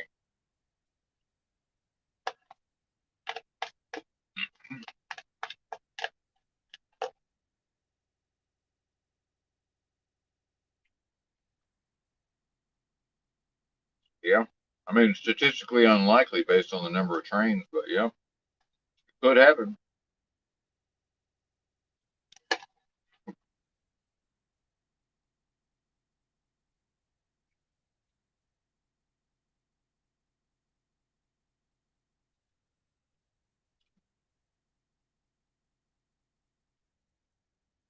There he is. What's up, Carl?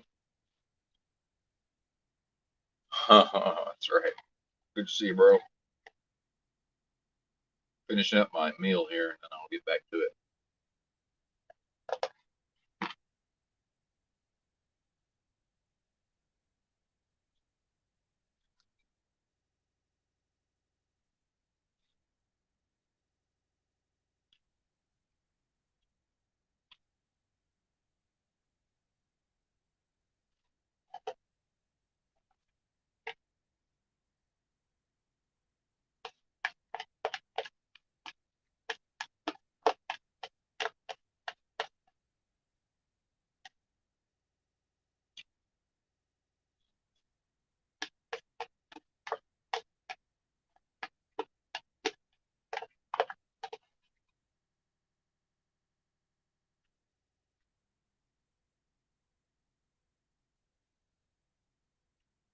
Yep, you're probably right, Carl.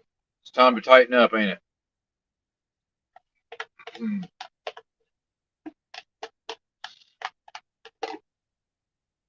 Tighten it up.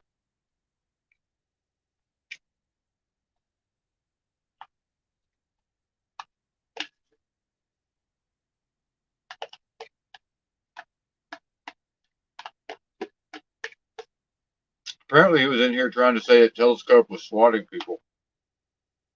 But, I don't really know Telescope. I think I shouted him out once or twice, maybe, because based on Carl's. But I don't know what Carl's might be working at some purposes that I'm not aware of. I don't know. I'm a little too naive in some of these ways. I should probably just shut the fuck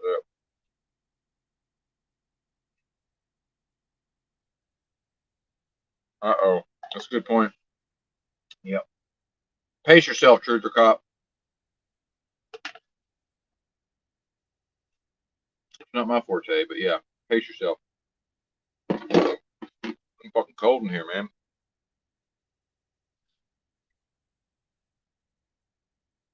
I have a blanket, but I'm sitting on it. So I guess I could sit on my sleeping bag.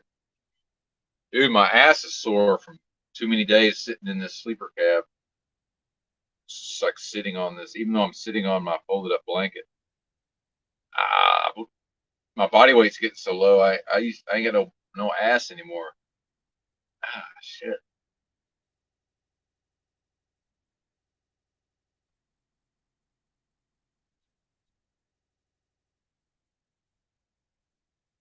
Uh-oh.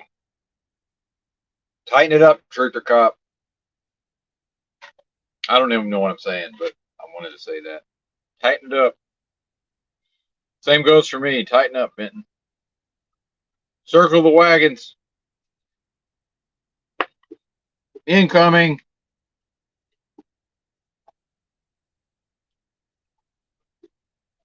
Let's see, what is it? Three more hours before I can. 3 hours and 15 minutes to go check in and try to see if they're going to load me today or not. Should have seen this place when I got here yesterday. There's trucks everywhere waiting to be loaded. It's crazy. When I checked in, I told them, they said 3 hours to get a door, and it ended up being, I don't even know when they would have called me. I was just like, yeah, I'm probably just going to go to sleep and get loaded in the morning. They're like, yeah, that's fine, whatever. They don't seem to care. It'll get there when it gets there. I don't have to worry about getting unloaded. I just drop and hook on the other end. So.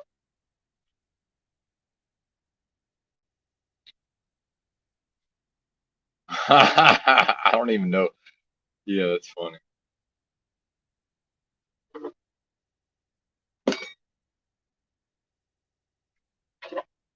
Well, I guess I'm going to start the truck and see how much heat can I get in just 5 minutes or so that the truck will actually run. I guess if I put it in gear, maybe I can extend it by another 5 minutes. Let's see.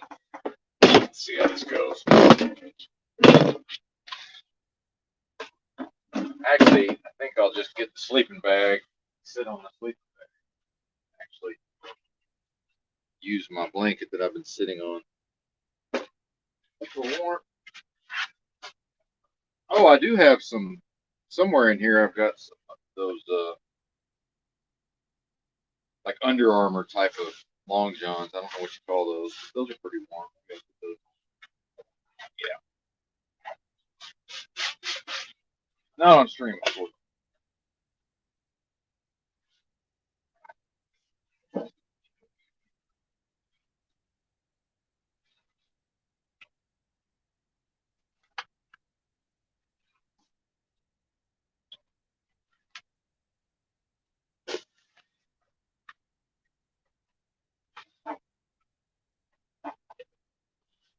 There we go. Yeah, welcome to truck driving, y'all. Bring extra blankets. Bring extra food and water.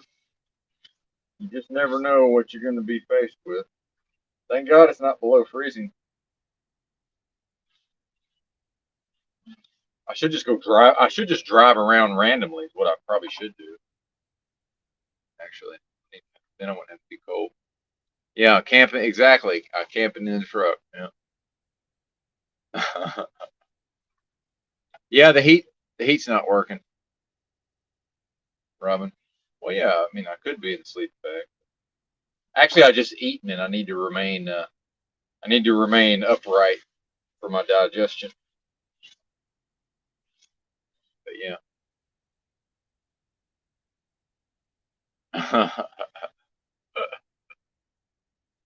Yeah, that's funny. That's actually, I could have more storage. That is the top bunk, by the way. It folds up and down. I don't know if you can really see it, but that thing right behind my head, that is that thing folds down. That's what that black thing is. And yeah, that whatever that black deal is right there. So there is a mattress in there. So, because like my last truck that broke down and I yanked the mattress out of it. Whoever got assigned that truck next would have been like, "Where the fuck's the mattress?" But if they were smart, they could figure out, "Oh, there's one in that bunk." But I could have it. Some people use them. They always have that top bunk folded down so they can use it for storage. But I want the headroom. I don't really want to be just like. I'd rather have the headroom than the storage.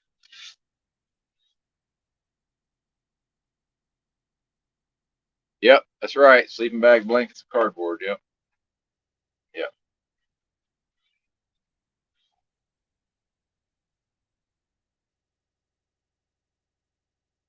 Well, usually 6 a.m. is like the coldest part of the day, typically.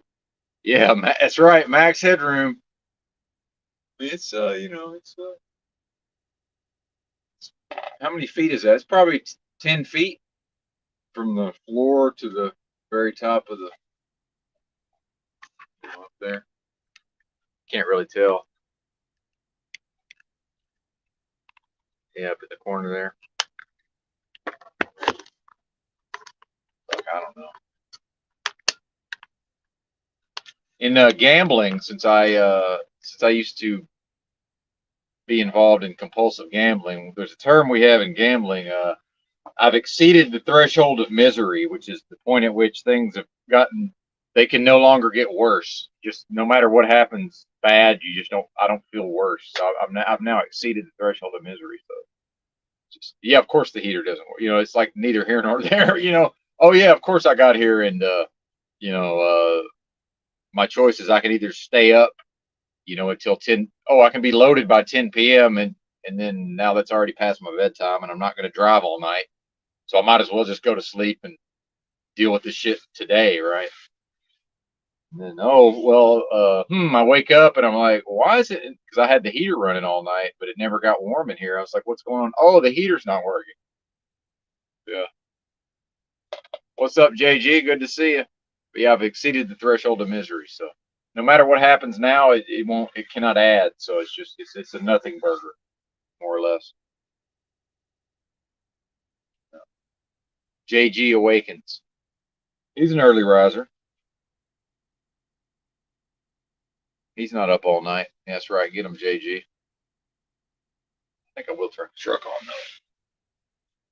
I hate cold starting the engine though without warming it up. Bad for the engine. Ain't that right, EBT? Yeah, it's not good to. Takes them way too fucking long to get. It's never going to get up to operating temperature because the fucker shuts itself down.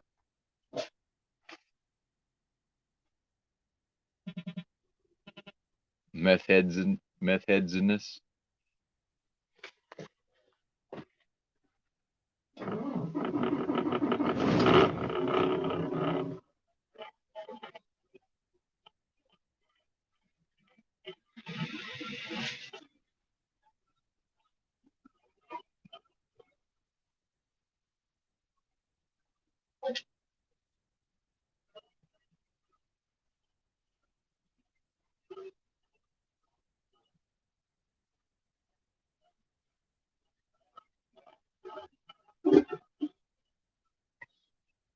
All right, it'll run for I think about 5 minutes, and then I think if I put it in gear, maybe I can get another 5 minutes once it'll start counting down at a certain point. Glow plug. No, I haven't, JG. I have not. Maybe I should. Well, if I ever get back to working, perhaps I'll have a computer in the near future.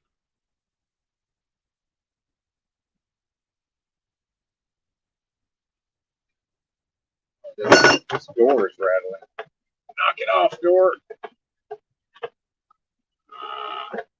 Oh, it's the laptop. No?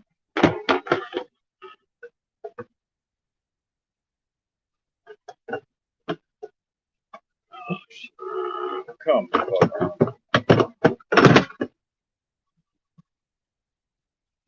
I use this to this is the clothes rod for the little closet thing. Whatever this is. I don't know if you guys can see this or not. Yeah. That door. I propped the phone up on this. Yeah.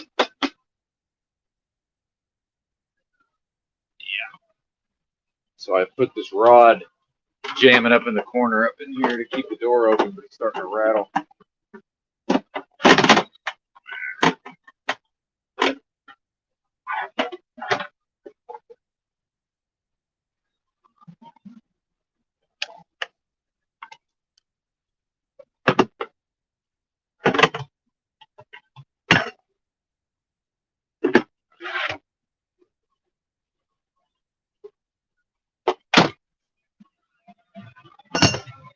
Anyway,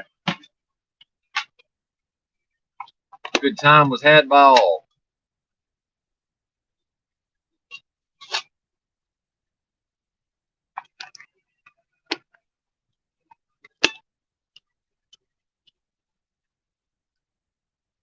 Well, that's probably true. Generally, what they do on these trucks is you have to have it programmed at the dealer, but depending on the model of truck, sometimes there's like some sort of button sequence, like a secret button sequence that'll defeat the idle shutdown. But I don't know. I haven't even looked it up for a 2022 Kenworth yet. That's the level of apathy we're experiencing at present.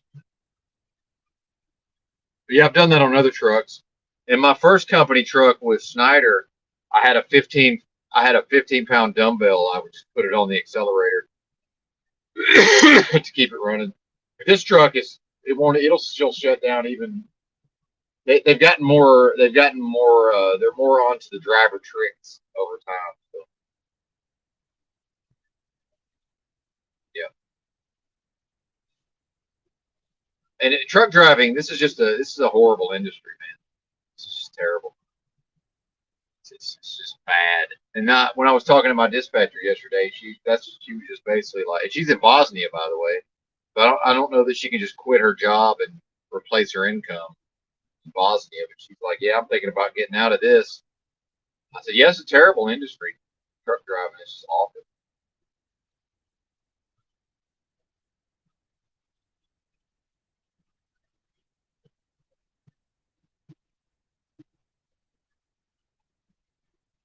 What else is going on? Flip tricks. Carl's got music recommendations for us. Oh yeah,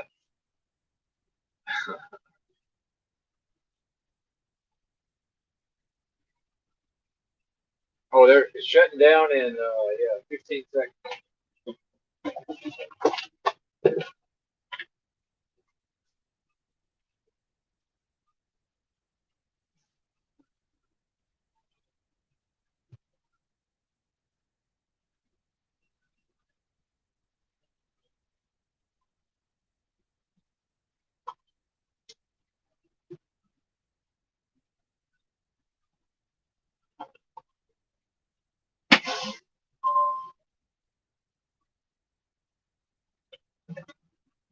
Yeah, might have bought us another 5 minutes. I don't know. Let's see.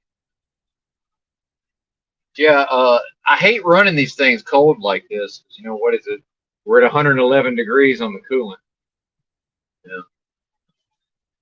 EBT.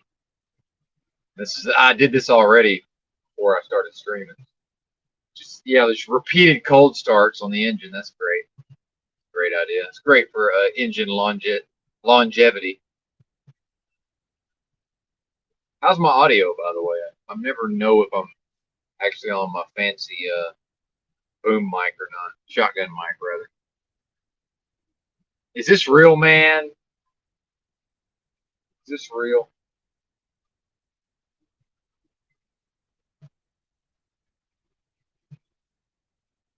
Oh, I forgot to idle the engine up, too. That would have gotten us a little more heat.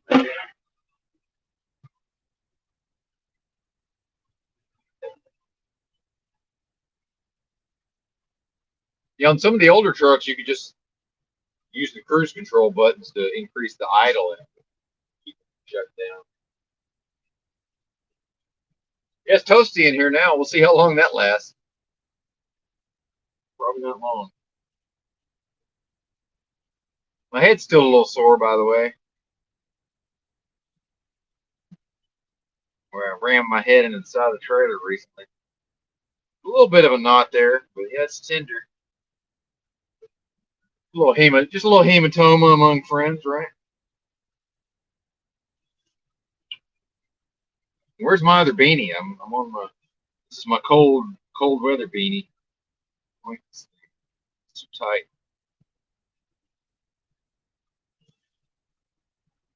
19 people. Apologies for the lack of content. I don't know. Maybe this coffee will help me get there. Yeah, no kidding. Yeah, Tim Pool said it. Fucking Tim Pool, man. What a bozo. What a freaking bozo.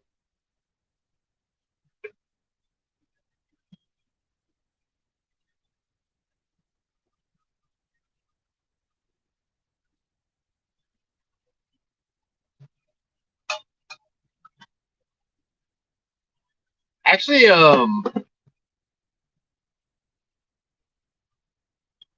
just think that's because I don't know. I think we're not usually from this angle. But yeah, it looks smoky to me too. I cleaned the lens the other day, but yeah, there you go. Yeah, 100% bozo, and not in the good way.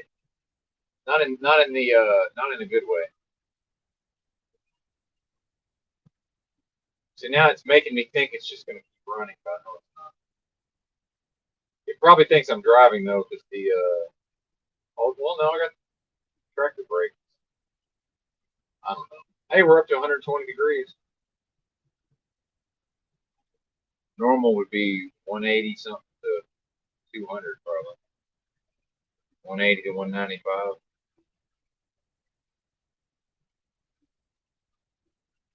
Yep, that's right. The optics are foggy. Yeah, I guess that must be this light. That's what it is. Yeah, it's that light. Because there's a light right above. Yeah, it's that light there. Sorry about that. Where the camera is now is where I put my stove. No, it's shutting down. 57 seconds. Now, if I try to drive again, now she'll probably know what I'm doing. It's on to me, I bet. Let's try it, though.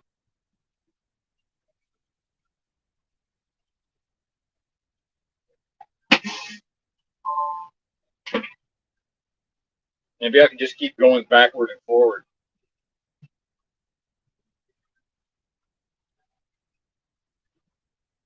Well, on this truck, you can use the cruise control buttons. I've got it idling at about, well, actually, I'll put it here. Yeah, it's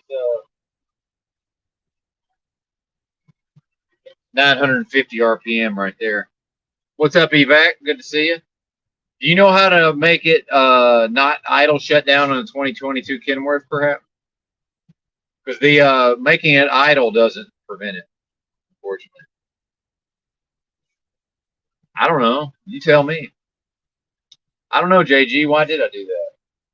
We covered that earlier. I think you were probably asleep, but I don't know if you ever go back and rewind the streams or not. I'm pretty sure we talked about that. Yeah, we had a good combo with Evac recently.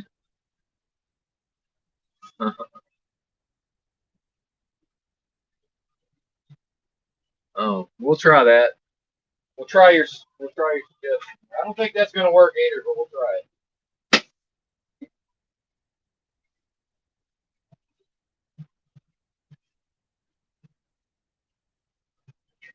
I think all of these suggestions work on older style trucks, but I think they've figured out by now not to fall for this. We'll try it. You might be right, sir.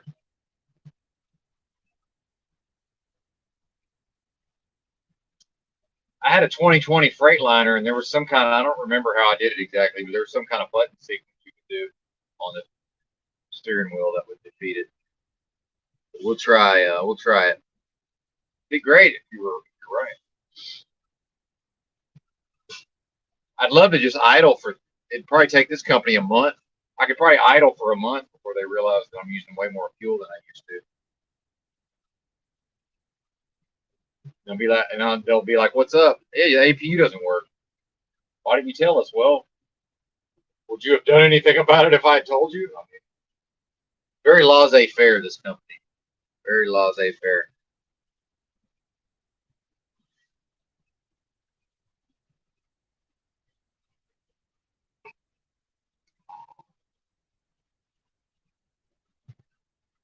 I'm starting to think maybe this is going to work. We'll see.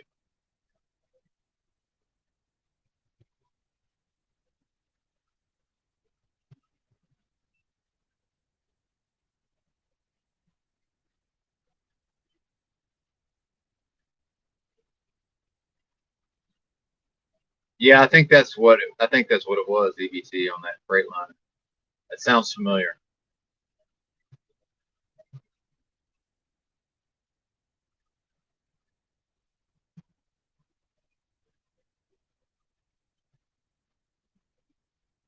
So far, so good.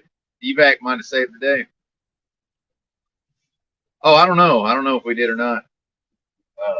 Evac let us know about one of the older tricks that I've just never have tried, which is set the trailer brake so we don't roll off, but then release the tractor brake so the truck, at least for some period of time, will probably think we're attempting to drive. Maybe we're stuck in a traffic jam or something. Yeah, I actually don't even remember that, JG. I don't remember the me and J. I'm not saying I'm not just. I'm sure I said that. Although I did try to make you the co-host, and probably. Oh, that's probably based on homelessness, JG. I'm assuming if I said me and JG, that's probably a. Since we are in the group of we are in a very small group of actual homeless people. But yeah, I know. I may have offended your sensibilities there, so you missed the apologies section of the morning, so I don't know what to tell you. Yeah, yeah, JG and I. Yeah, well, I'm sure that's what's bothering him. Yeah, I'm sure that's what's offended his sensibilities. My grammar. Yeah. Anyway, good to see you, JG. Oh, and by the way, JG, right before you got here, Carl was in here telling me and Truther Cop to tighten up. By the way, so probably you'll be pleased to hear that. Truther Cop in particular, but me as well. We both need to tighten up. Yeah, exactly. With the Trump. Oh, it's shut. See, you can't. It's shutting down. It's shutting down. Now let's try to go forward again and see if that makes us think. It's just I'm gonna spend my life 5 minutes at a time trying to keep a truck shut down. This is my life.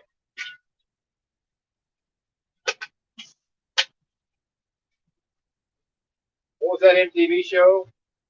My idle shutdown avoiding life.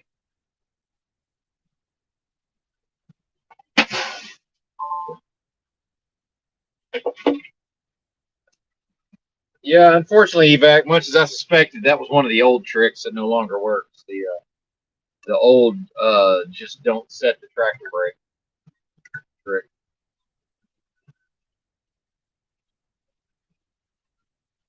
But yeah, we trauma bonded and then we processed the trauma, so now we're all good.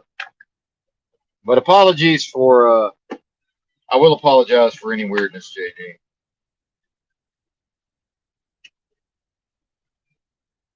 Hopefully, I don't spaz out again anytime soon.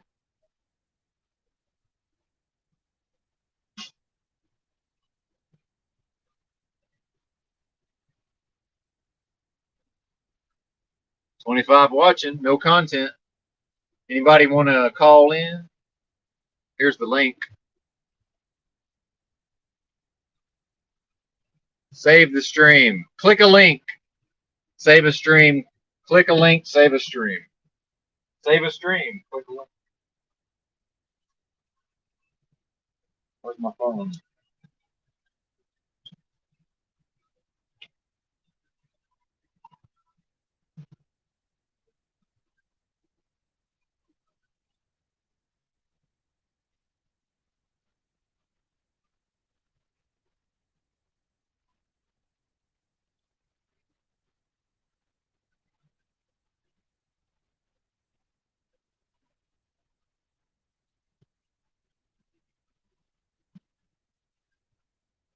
Yeah, T680. Yeah, 2022. I'm so apathetic that I haven't even Google. I'm sure I could Google it. That's the level of apathy we're.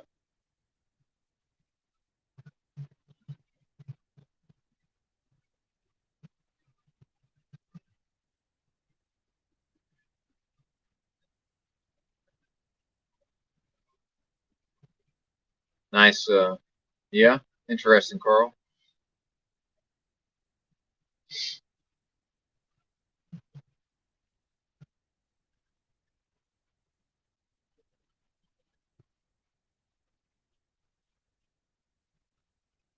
And I owe Drew a donation for my graphics. I'm hoping my paycheck is halfway decent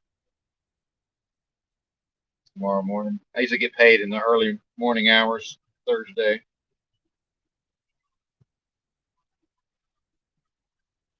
Well, one thing is, Evac, I think when you get below a certain temperature, it just the engine will run. I'm pretty sure. 'Cause I know when I was in the 2020 Freightliner, it was cold as fuck. I was up in Chicago, around Chicago, it's negative 22 air temperature, and I just left the truck running for literally for days. So, yeah, once it gets below a certain, and that was one of the ways to trick the idle shutdown, is people would they would put like those fucking hot hands things. Like they would try to put. I actually tried it once. It couldn't get it to work.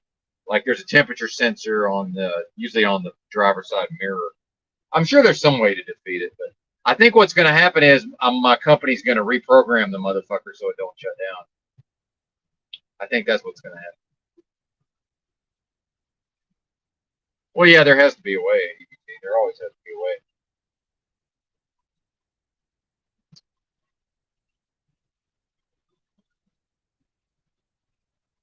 Well, but to change it in the dash, that can be disabled. It's probably programmed. Honestly, I'm not even gonna fuck with it. I'm pretty sure it's going to the dealership to get reprogrammed when I get back to the yard. Or if the mechanics know what to do, they can turn it off. But the thing is, there's really no point in having a shutdown when somebody can just Google how to defeat it. See what I'm saying? Like necessarily they're going to make, especially in a truck with an APU. I would bet money that it's been programmed where it can't be defeated unless it's through some kind of trick. I don't know. Short of somebody else telling me what to do, I'm not sure. Maybe I'll Google it. Who knows?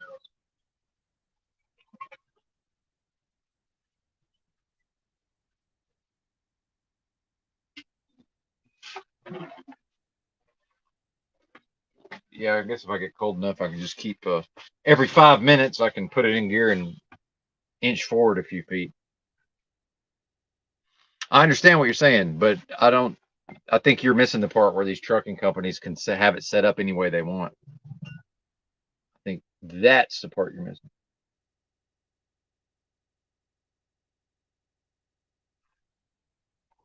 Yep.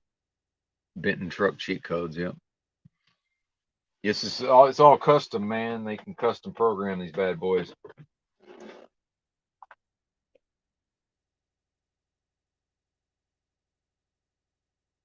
But I'll Google it just for my own edification. VBT's probably right because he is the expert, although not necessarily on this type of truck, but he knows the most, I'm sure. 2022 Kenworth T680 idle shutdown override.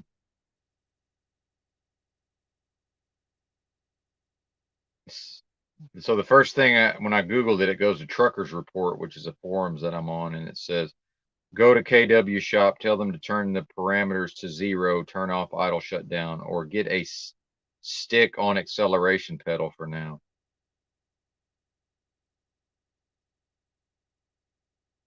Which leads me to believe if it's been programmed to not be overridden, then there's no override. But let's read the thread. Blah, blah, blah. This guy says truck shuts off after a couple minutes while in park. Pressing the brake or the accelerator will restart the timer for shutdown, but then it still shuts off a couple minutes later, saying the cruise control does not work. Saying the trailer brake and releasing the truck parking brake does not work.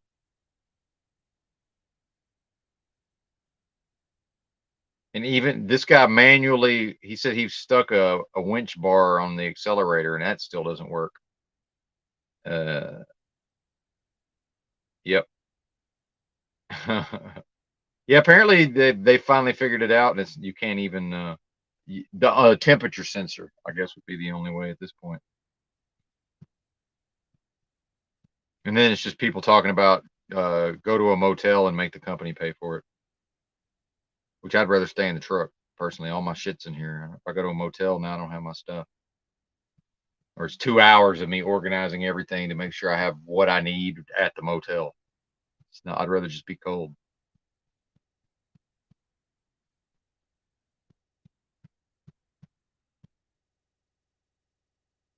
Yeah, and this guy's saying take a hot hands warmer pouch, tape it over the outside temperature sensor on the mirror.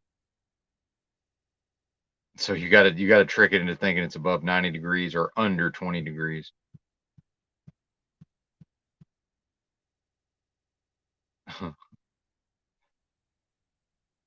Somebody said new truck, no APU, it's stuck in the supply chain. Call a cab, get a room, or call Delta. They're ready when you are. Jesus, man, what a farce.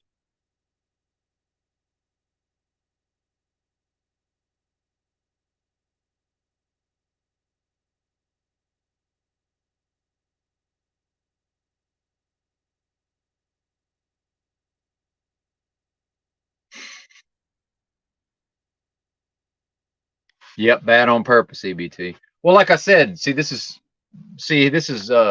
as much as I said I put my foot down and then backpedaled, but that was literally the operations manager called me and was like, I did it as a personal favor to him. But as far as going back to the place and then magically I get unloaded, but when I first picked this truck up, it wouldn't go over 68. Well, it's supposed to go 71. And at first they try to say, oh, that's because, if your miles per gallon is too bad, then it drops it down. But they tried to send me to Arizona. I was like, I'm not driving across that desert and can't go over 68. I said, that's crazy. So then they sent me to the dealer. So same thing with this. I'm just going to force them to reprogram, saying, man, no, I'm not driving that truck until y'all got to turn that bullshit off. Or you can give me a new truck with a working APU, but I really don't want to switch trucks. Not really, Robin. I mean, kind of, but trying not to go that route. I have a little butane stove, but I have to open the windows or I'll suffocate. I don't want to breathe. Sometimes I forget to open the windows and I'm like making coffee and I'm like, why am I getting dizzy? Oh yeah, no ventilation. Uh-oh. Got JG in here on the psychological warfare. Yeah. I'm not fucking with it. These motherfuckers can send it to the dealer and have it fixed. Yeah. It's not even that cold, thankfully. Exactly, yeah. Well, and that was when I worked for a previous company and I kept trying to quit because I was so annoyed about all these places wanting me to wear a mask and all this. It was, the first 6 months of the so whatever the thing was that we all know about. And trying to say the words. I'm not sure it even matters anymore. But they were an international dealer, and eventually they put me in an. I was in kind of a shitty. I was in a Volvo. Yeah, I was in an older Volvo that I really liked. So they swapped me out of that Volvo eventually because it had so many miles. And then that was a great truck, by the way. And they put me in a 2020 International, which they're not great, but it was better than I thought it was going to be. And dude, it was a dog, had no power, but I could tell the engine was good, man. I could tell. I was like, this is a good engine. It's just no fucking the turbo. There's like no boost from the turbo. And then because I kept trying to quit, they figured, okay, just turn his truck up. Maybe that'll keep him around. So we were an international dealer and they reprogrammed the software. Totally new truck, man. Night and day. Went from no balls to dude, it would just go right up a hill. Because that Volvo would climb a hill now. I think it was a 2016, 2017, maybe somewhere in there. That was a badass truck. Yep. Well, I'm going to the yard. So when they try to give me a new load, I'm just going to be like, yeah, I'll be happy to take that load after you guys send me to the dealer to turn this idle bullshit off.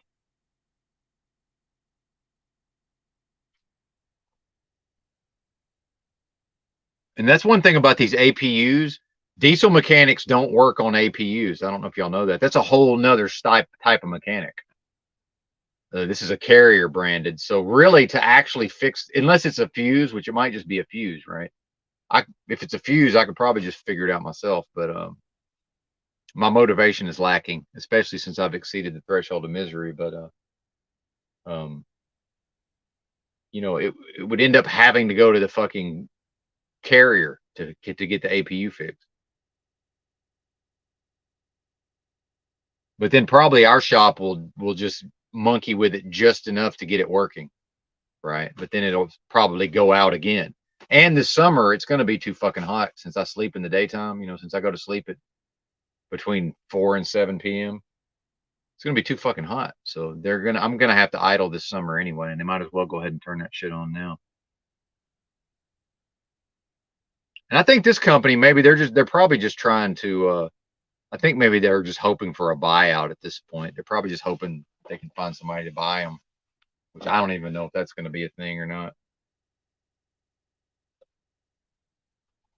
I don't know what's happening. International shit spreaders. Yeah, that 2020 was a good truck. It's not as good. It's not as good as the other brands, but I was impressed with it. It was a good truck.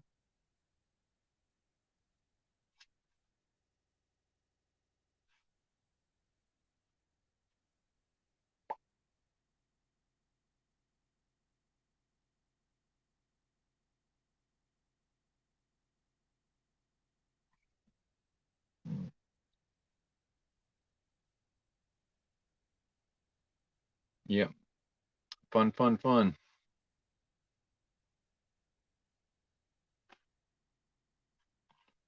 How long we been live? 2 hours? Yeah, we'll probably wrap it up pretty soon unless somebody wants to call in. We'll see.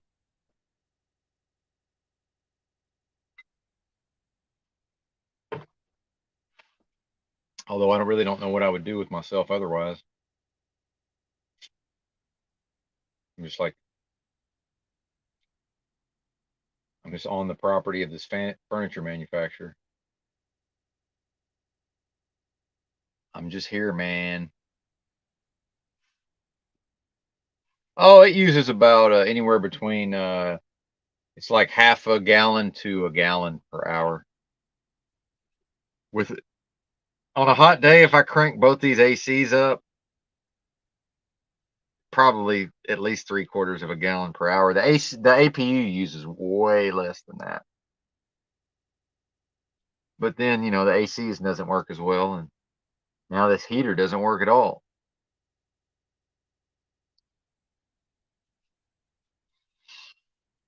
That's what I should ask EBT about if he's still around. What do you think's wrong with the APU that the heater's no longer blowing hot?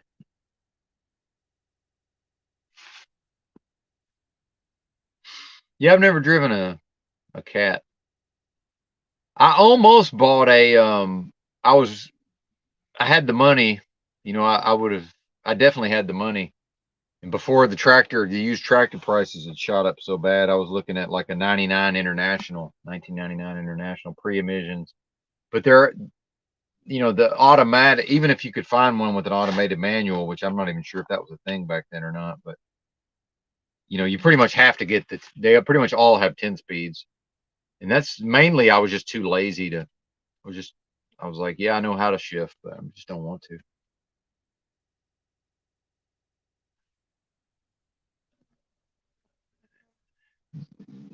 It's JG's drama, and he wants it now. We already covered all this, sir, but yeah, feel free to bring it back up. As I forget who the commenter was, but as one of the live chatters said, it was that Stephen Crumley. Probably I was actually uh upset about something else, aka Trucker Limbo. But whatever, man. I'll own it. Yeah, 06 T6000. Yeah, man. Well, even this, I had I think it was a 2020 Kenworth with this company, and it had way more power than this one. Just every year they go more for fuel efficiency. So yeah, I think it was a 2020. T680 had way more power than this one does. And this, dude, the shift points on this are hilarious. If you get stuck with the wrong load and the wrong fucking grade, it's like it's just laughable. The actual gearing on this truck, you know, where it shifts, and oh, it's fucking hilarious.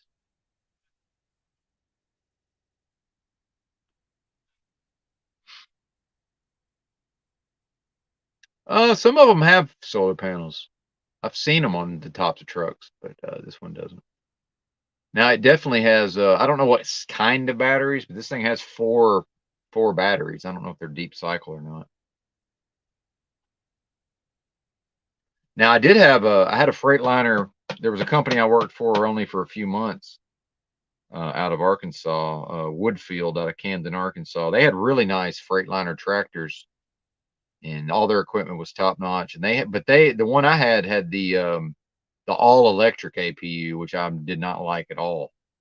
But where it actually ran the AC off of the batteries. But then once the batteries got to a certain level, it would turn the engine, you know, the truck engine on to charge the batteries. But I didn't like that thing. That was a piece of shit as far as I was concerned.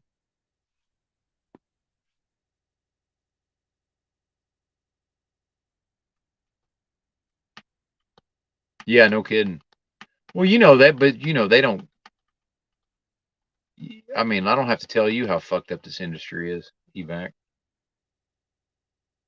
I'm back to the place where I was here at this place I am now. I've spent the night at the shipper and I wasn't able to get loaded yesterday because I guess this is a real busy time of year. But um, chose to go to sleep instead of trying to nap in the door while they're loading me. But um, I was here loaded Friday afternoon, and then the company had me swap trailers with the team who they were for some reason they weren't able to get unloaded at the same place I had just unloaded, if that makes sense. And then so I sat all weekend, and then Monday they wouldn't unload me, and then finally yesterday, after I pretty much bitched out everybody at my company, finally we got unloaded yesterday. And I was just telling my company, I said, look, I don't care what y'all have to do. I said, if I was you, I would just take it to some service and just have it fucking unloaded on the dock somewhere. I said, I don't even care. I don't care what y'all do. I said, but you got to do something. Meanwhile, they want me to go fucking just like wander around the facility, I guess, and try to schmooze people to get it on. I'm like, I'm not doing that, man. It's not my job. I'm not doing that. Later, Robin. Have a good night.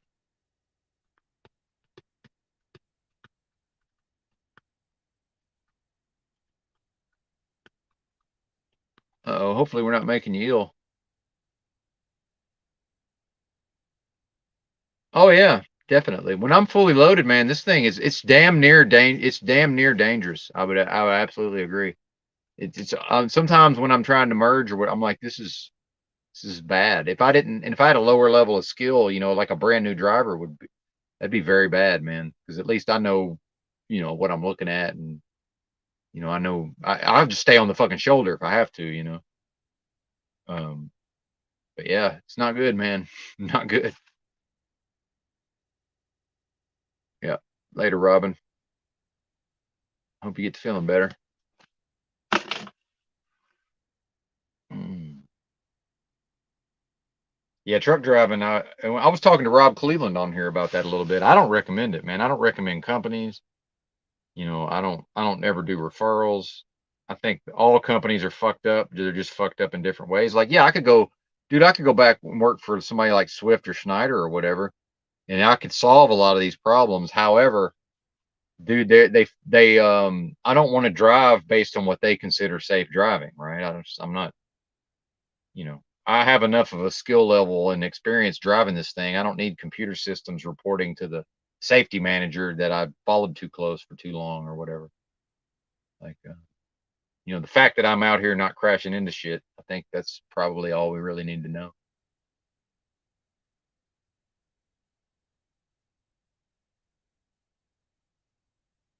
But I'm just a truck driver. What could I possibly know? And there is some validity to that. It's like, well, if he's just a fucking genius, smart guy, why is he driving a truck?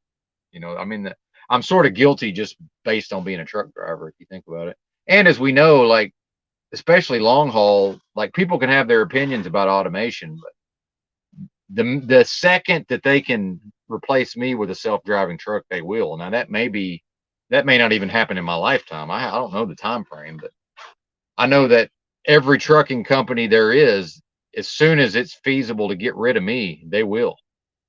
And I told them that. I said, I understand. I said, I understand truck driving is the instant they can get rid of me, they will. I'm not fucking stupid here.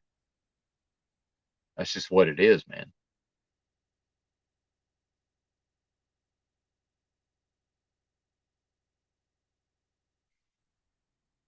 All right. More coffee.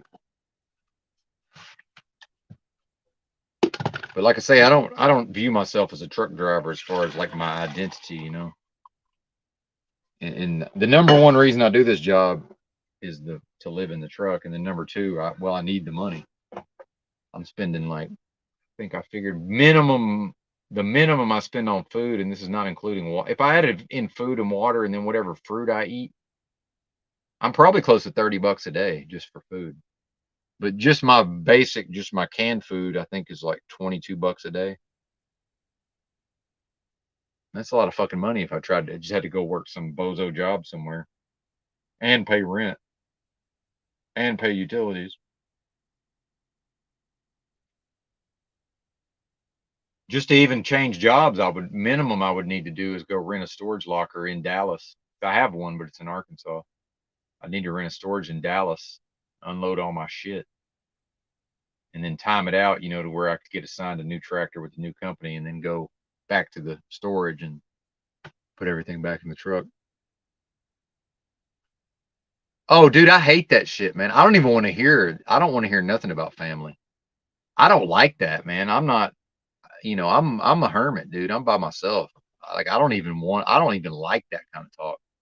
Like number one, I know it's not true anyway, but like the fact that a lot of drivers are fooled by that, like I think that appeals to a lot of drivers, this idea of a family type atmosphere.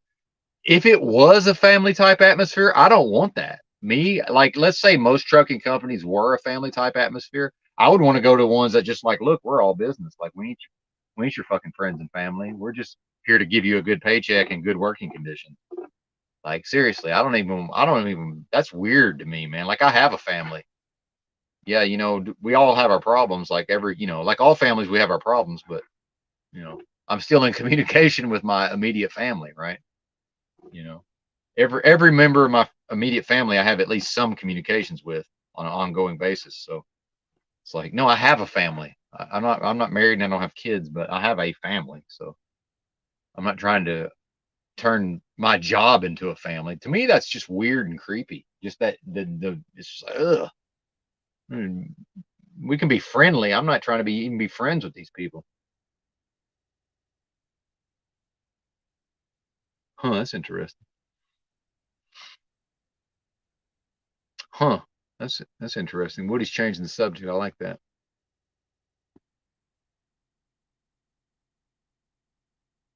I have no idea, man. I'd be interested to hear your opinion. He said, "Hey Benton, do you think there are places in nature where the veil between the world is thinner, like burial mounds, cemeteries, old battlegrounds alike?" Well, I have spent a decent amount of time in the redwood forests of the Pacific Northwest. Um, and not even the Pacific Northwest. Some of that extends actually in San Francisco. There's redwoods very close to San Francisco, but um, I think there's something to that, man. Like I can't say that that's what you're describing here, but there's definitely something going on with those old growth because there's not much, but there is some so-called old growth left in that part of the United States. He said, I heard someone say that forests in the New World, Australia, Canada, New Zealand, etc., have a different feel to those in the Old World. They were attributing it to the Old World forest being sanctified. Yeah, I don't know, man. That's definitely interesting. It might be a little above my pay grade, but I certainly enjoyed my time, especially Arcata, California. There's I guess it's technically like a city park. There's um, there's a redwood forest there that I've spent some time in. And even camped out there one night. Although the rangers really hard, they patrol pretty hardcore, so you have to know how to hide uh, from the rangers out patrolling. But yeah, I spent a decent amount of time out there, Arcata, California. That's where a Humboldt State University is. There's something to those. There's something to that, man. It's hard for me to call it though, but yeah, certainly something appealing. That's my only personal experience would be the redwoods. If that's even what we're talking about. Yeah, the suicide forest. Yeah, yeah, that was the whole Logan Paul deal back in the day. Which I maybe he was. I guess there was probably a lot of YouTubers going out there, but he was the one that got canceled or whatever. And then, oh, what about Logan Paul's this whole deal with his that game that uh NFT game he tried to come out with? I've watched some documentaries about that, and I actually liked his podcast. I thought it was pretty decent for a while. I know, I mean, it sounds kind of crazy, but I do try to stay in touch with the younger generations to some extent. I like to at least see what they're up to, but um I think it's pretty much off the rails by now, his podcast. But a couple of years ago, I thought his podcast was pretty good. I watched, like, they had Alex Jones on there.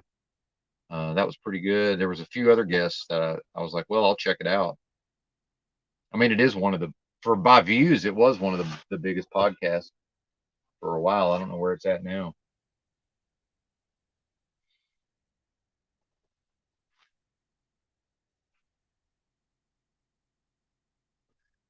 Well, I hear you. I hear you, JG. One thing to realize is at least EBT is smart enough to, if he's going to be a wage slave on some level, he's smart enough to make sure they pay him a lot of money per hour. So that's, I'm assuming he's hourly. I don't know. Maybe he's even on salary. I really don't know. It's not really any of my business. I'm just going based on my deductions over time. So I'm pretty sure he makes a pretty good living.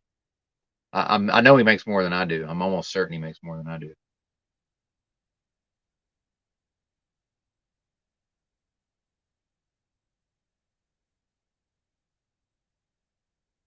I think I probably do about as well as somebody's going to do without specializing, because I do like the lowest form of truck driving. But I'm for an unskilled job, I do pretty good.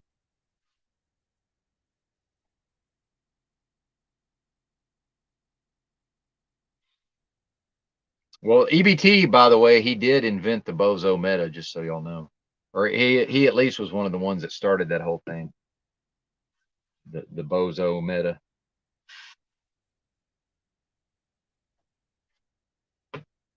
Yes, sir. Shout out to EBT. That varies. I have driven this week. I've driven almost none, or but when nobody's fucking up, we have a bonus if you hit 12,000 miles in a calendar month, we get a 5 cent per mile bonus. I actually hit that for January, but I mainly do that by working every day. So I worked all but 2 days in January. I've never been into running. I don't run my clock out. I don't ever really about 550 to 580. That's as most as I ever want to drive in a day. So I just run on recaps, run 7 days a week when everything's going good. But I've been in trucker limbo, and like I said, I got here yesterday. I'm pretty sure they didn't even tell me, but I'm pretty sure I've been to this place a bunch of times. I'm pretty sure I've had a 1 o'clock appointment, and I just said fuck it and went to sleep. I didn't have a door by 6, so I just went ahead and went to sleep. And now I'm waiting for them to open at 7, so that's another 2.5 hours. Yeah, another 2.5 hours. So. But I would be honestly, for the money I make, I'd be happy with, like, I could do 2,500 standing on my head, right? So I probably realistically I would prefer to drive. And as we know, what I drive and what I get paid for are not the same things. When I say I got paid for 12,500 miles in January, but that I obviously drove more than that, because they do rip us off. Although this company doesn't seem to rip us off quite as bad. So the most I make in a week after taxes is like about $1,350. That's on the high side, and it's usually never below like 1,100. So I typically make after taxes like between 1,100 and 1,350. I'm not one of these miles guys. Whatever I would make on 2,500 miles would be enough for me. I mean, $900 is plenty of money the way I'm living. So, but more, I like money, so more is better, of course. Yeah, exactly, Carl. Yeah, how dare you work and have a family? Exactly. Yeah, and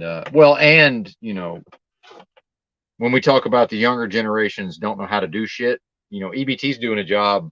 He's doing one of those jobs. Could I learn how to do what EBT does? Yeah, I could, but I probably would never be able to do it as well or as efficiently. And it's just not my skill set.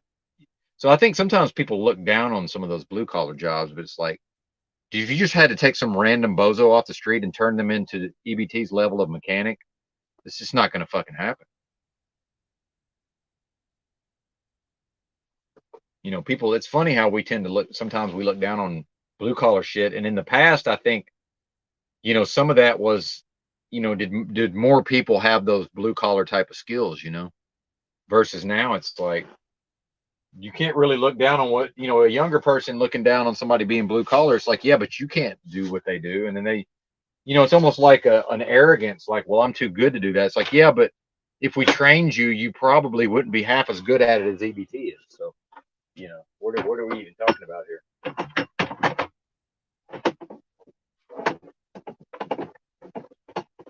And then, part of him, whatever EBT does, you know, in his day, you know, some of that is probably based on he can get shit done in 6 hours. It might take somebody else 10 hours. Like, I'm sure there's some element of that. So he's kind of free to fuck off, free to fuck off in some ways, I'm sure. But when it's time to, when some shit has to get done and it's got to get done, I'm feel pretty confident he gets it done.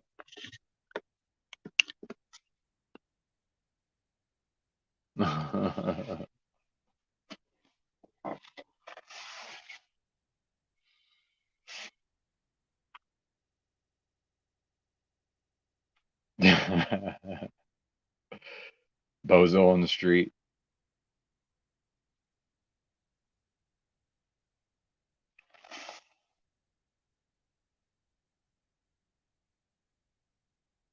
That's a good question. Woody says to EBT, if we went Mad Max, could you build a wood gas engine with what you have at hand? Could you make Bartertown?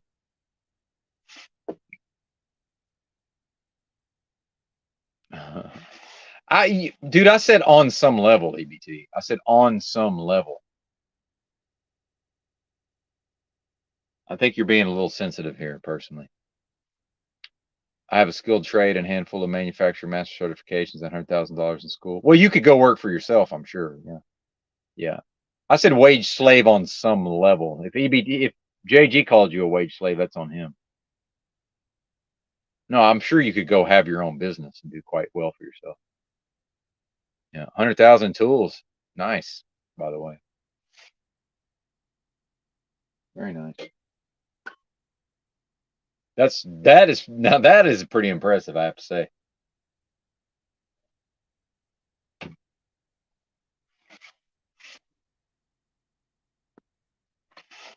Yeah, I agree. Vac says we've been looking down on blue collar professionals for generations and now we're paying for it. Very few competent people. Yeah, exactly. That's what I'm saying. Like, yeah. And even in truck driving, which this is, as much as people try to say, oh, professional driver, I mean, let's be honest, this is treated as if it's unskilled. I mean, they bring people to the country who don't know the culture and can barely fucking communicate, and they do my job. So, let's call it like what it is. But, I definitely get advantages just because I'm able to outperform these other people. Without even, by the way, while being seriously ill and, kind of not even caring on some level. Just my own, pride in doing a decent job. Yeah. Well, yeah, and just the supply chain itself, just what's been involved with me getting unloaded yesterday, the different amounts of people in offices that had to email and make calls to each other, it's just insane, man. It's insane. But when I'm talking to the guy who's actually at the facility, if it was just me and him, having a conversation and working it out, it would have been worked out on Monday morning. But how many hours of just nonsense fucking back and forth and people being in a state of anxiety, like my dispatcher, she's all, and then there's always, is the driver going to quit over this? Because most drivers quit over it. I mean, I've already been, this is like the 5th thing I've been through with this company that most drivers just quit when that happens. But I already know, yeah, I can just go to a different company and it'll be something different making me want to quit. Like that, there's no such thing as, oh, now I'm with the company and just I never want to quit the job. Like that's not a thing. Or I could go do something more like what Evac's doing, but I don't want to work that much. I don't want to use my entire 14-hour clock every day and have to have a personal vehicle where I'm now I've got probably a total of 40 minutes of commute time, and I've got to rent a room or a place to live. I would rather just live in the truck and just deal with whatever I'm dealing with. I have no commute time. I live at my workplace, on a good day, all I do is fire up, do 15-minute pre-trip, fire the engine up, drive 7.5 hours and park at a truck stop. It's fucking clown shoes, man. It's so easy.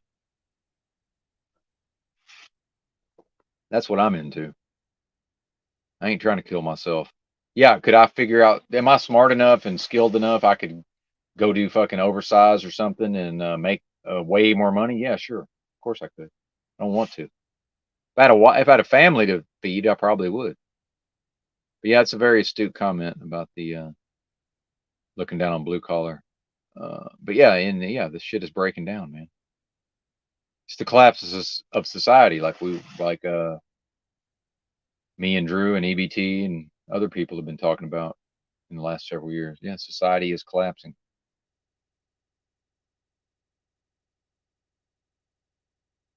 And just what I've been going through, like with Amazon and these orders and the Amazon locker not opening, and then trying to get my refunds, and just the whole thing, man. If you have to call a person on the phone and try to get something done, I mean, it's damn near impossible. It's been that way for a while. And by the way, like the $75 with this T-shirt, like I'll put a minimum amount of money. I'll put a minimum amount of time and effort into trying to get my money back. But ultimately, it's just easier to eat the $75 and move on with my life. It's easier to just make another $75 basically than it is to try to recoup this 75.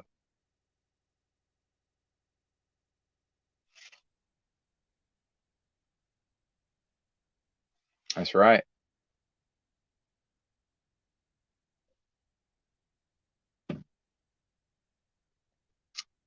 Yeah, be the drama you want to see in the world, EBT. Well, you're definitely a bozo, but that's probably why we love you.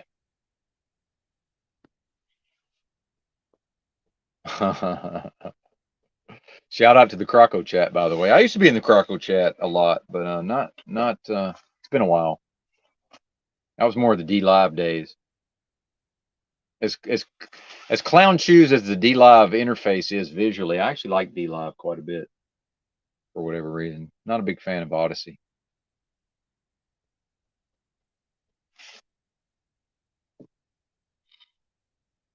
All right, I'm not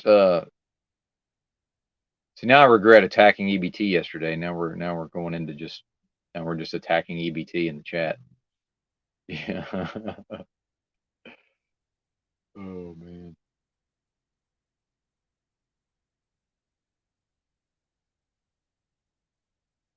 Yeah, there you go. Yeah, shout out to Pink Elephant.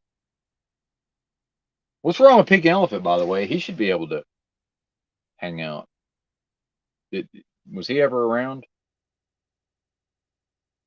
I think didn't we think maybe he was lurking on the Discord at some point? I'm not exactly sure.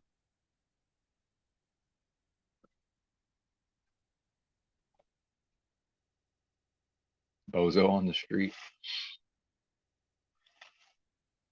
Shout out to Drew World Order.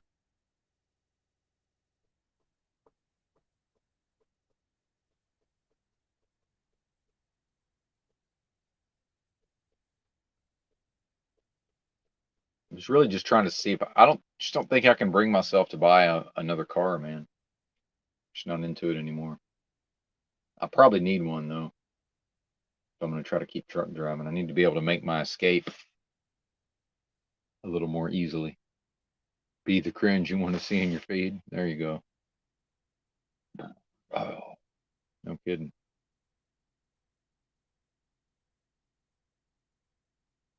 Yeah, that's it. Yeah, that's right. That's right, JG. Shit on the shit on the loser. Yeah. The unmitigated gall, EBT, of some of these people. Since he didn't like the me and JG stuff, well, I don't you're all on your lonesome with this one, buddy. I still respect a family man with some job skills going out into the workplace and earning a living and supporting his family. Yeah, I can have I got some weird ideas of my own, but I'm always going to respect that on some level, no matter what happens. Even if it could be by the way, it could be an actual loser, but if they're doing that, they're going to have my respect on some level. Yeah, I agree, man. Odyssey fucking stinks. I can't quite tell you why, but yeah, Odyssey sucked. And when Croco first started making his forays into Odyssey, it never worked for me. And I remember on D Live, there was always people that say D Live doesn't work for me. And D Live always worked for me, but then other people were like, yeah, Odyssey's great. And I'm like, the fucking shit don't work just didn't work for me back in the day. It's funny how that works. It would always have problems.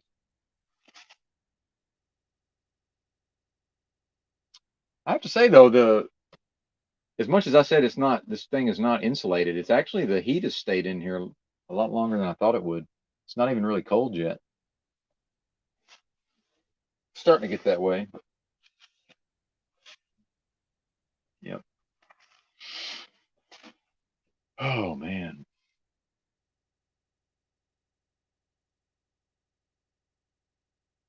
But yeah, that spiral didn't do me any favors yesterday. I felt like shit all day after that. Well, and then dealing with my company. That was horrible. Good Lord.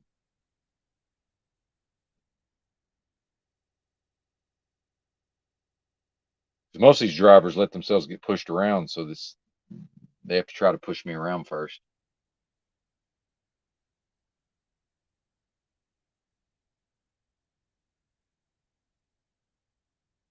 It's funny how that works.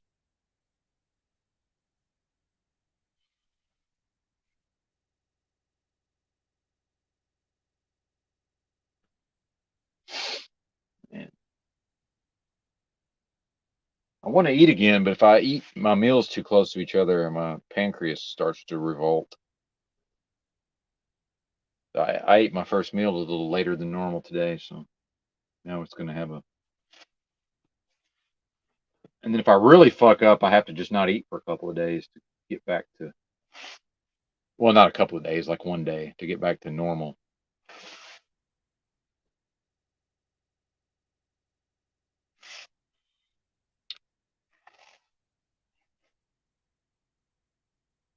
Well, but and JG makes a point here, but then what I would say is like, shouldn't normies like? Isn't there? I'm not even saying you're right or I agree. What I'm saying is, and I have called EBT a normie, but I will say this. I mean, shouldn't normies? Aren't they people too? Like, like wouldn't we, wouldn't society or weirdos? Why wouldn't, if I'm a weirdo and I am, why wouldn't I be accepting and tolerant of a so-called normie, especially one who has a certain level of understanding and who is probably, raising his family right and, a good father and, providing for his family and all these things. Like, yeah, normie lives matter. That's right. Like, so assuming that I don't want to live that way and I don't, why would I be intolerant? I don't want or need other people to be like me. I mean, it'd be terrible. Everywhere I went, it was some sort of pedantic, fucking autistic asshole I had to deal with. It'd be terrible.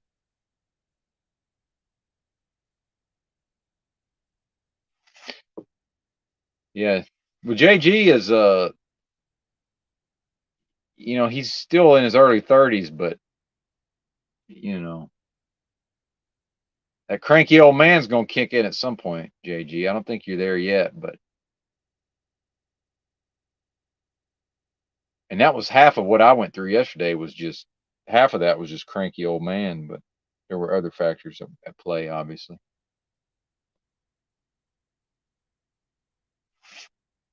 I don't have any kids, Carl. But yeah, I think it's zero. I don't know about you, Carl, if you're a father or not, but I think it's probably zero versus however many EBT has. Yeah.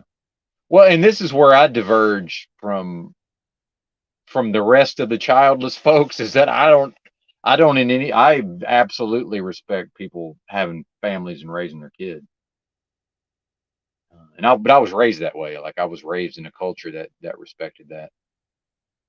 And that's part of the reason why you see Hispanics go to like Northwest Arkansas and there's this assumption that like white people, like white Southerners won't like immigrants, but yeah, well, they show up and they work and they support their families. And culturally, we love that shit. So nobody cares that maybe their English isn't that great and they have different color skin. It's like, yeah, but the dad goes to work, makes the money, supports the family. The mom stays at home with the kids. Like talking people from Arkansas love that shit, or at least they used to. So, on some level, I love it also, even though even though I don't participate myself. Yeah. Yeah. Shout out to the abnormies. I like that. Yeah, dude, trust me, I don't want people to be like me. Uh, not in mass. I think a mixture of people is the best, personally. I know that's what I like the best. If I have to be around people, I want a good mixture of different types of folks with different backgrounds. So-called diversity, by the way, which I think is great if that's what people choose for themselves, but not across the board, obviously.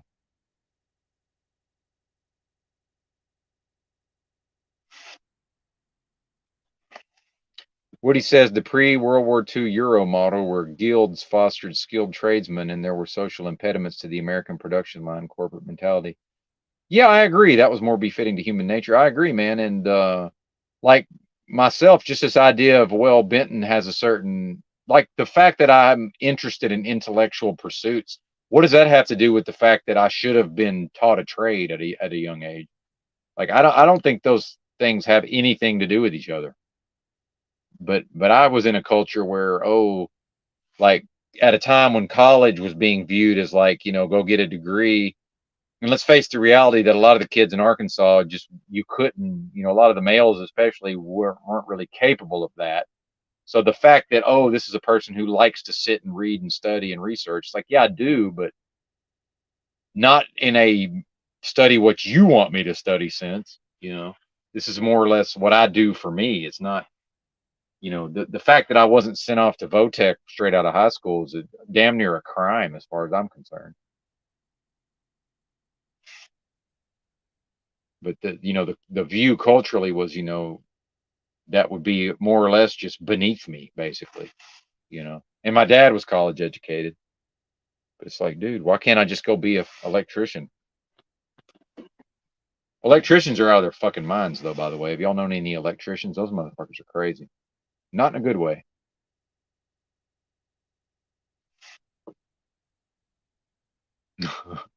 Can we? Okay. See, now I feel bad. I've opened this door to making fun of EBT's weight. I would prefer that we didn't go after EBT's waistline, but I guess Paul opened the door and then I walked through it. So I guess the horses out of the barn, as it were. I would prefer that we not. I'm not going to be making reference to EBT's weight anymore. In fact, it's regrettable that I even said that.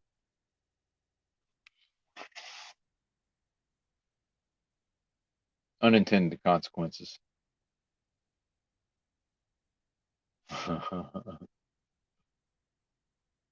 Well, and we're on some level we're blessed that EBT would even hang out with us, as far as I'm concerned. So let's not just. Although this is probably ironic, not ironic, but this is obviously hypocritical coming from me after what I said yesterday. You don't know what you got till it's gone, type of thing, possibly.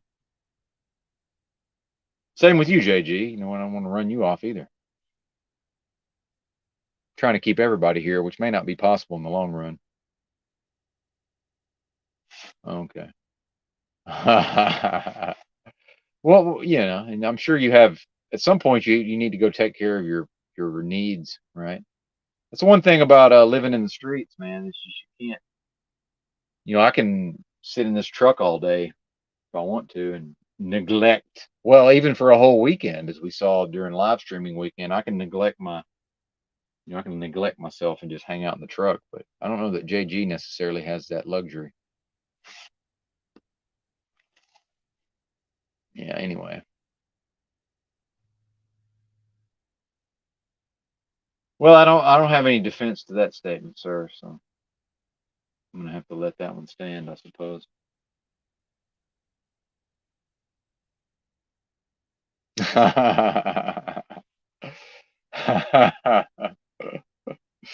Exactly. Is this even real, brother? Yeah, you said it. Oh man, Talcott. He hangs in there somehow, don't he? It's his persistence and Something to be said for that level of persistence, I would say. He keeps coming back for more. Yeah, exactly. The marketplace of ideas.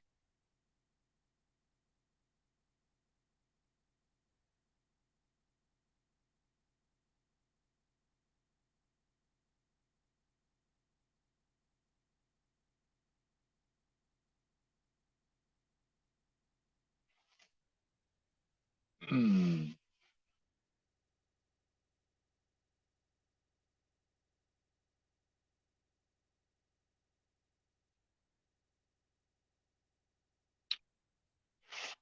Oh, I'm sure it is. Yeah. I'm sure that's true.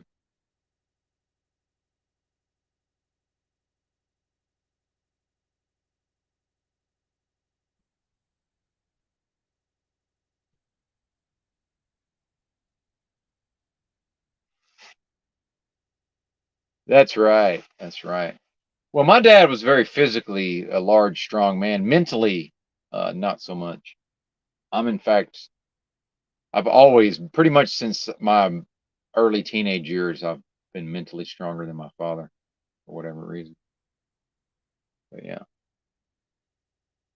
he's old now, but yeah, when he wasn't old. But then again, he had three brothers that could all kick his ass. But he was born. My dad was born like so. He was born so long after all the other kids that I think he's technically considered an only child, even though he had three brothers and a sister.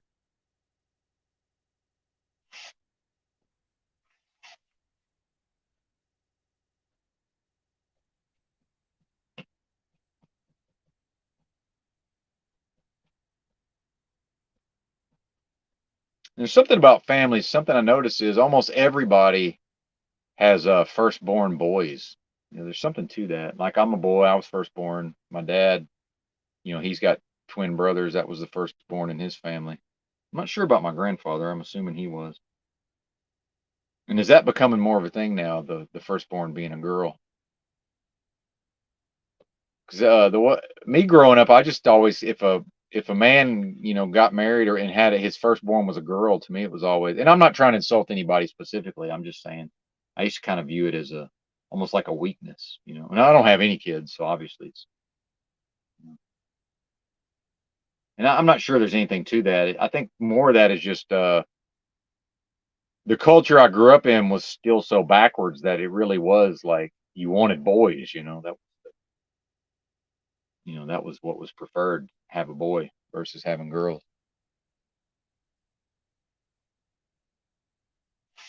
There you go. Carl's dad fought the commies in Angola. Yeah, good deal. Well, I mean, I think we can all realize that JG's stuck, and he's stuck until he overcomes whatever this is. He's stuck. So I hope he figures it out, and moves on. But you know,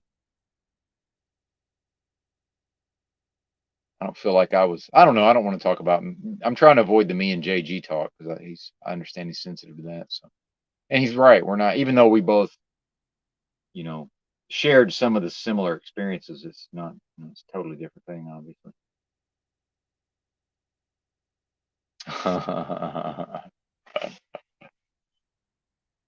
Winning, winning.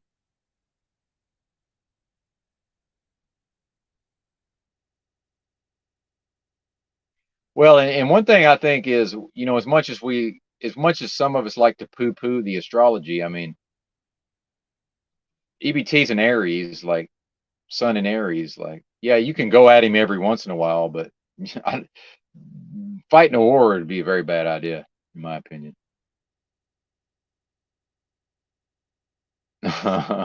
No, you're stuck, JG. You're not able to move on. Whatever the next phase is, you're not able to move on to it. That's just true. I mean, it doesn't make you less of a person. You know, you're stuck, man. You're not able to. In somewhat, look. You can say what you want about me. I went from that life to I am now. It's as weird as I can be, I'm back in normal society, JG. You're not. You're not a member of normal society. You're just not. You're not able to function in normal society.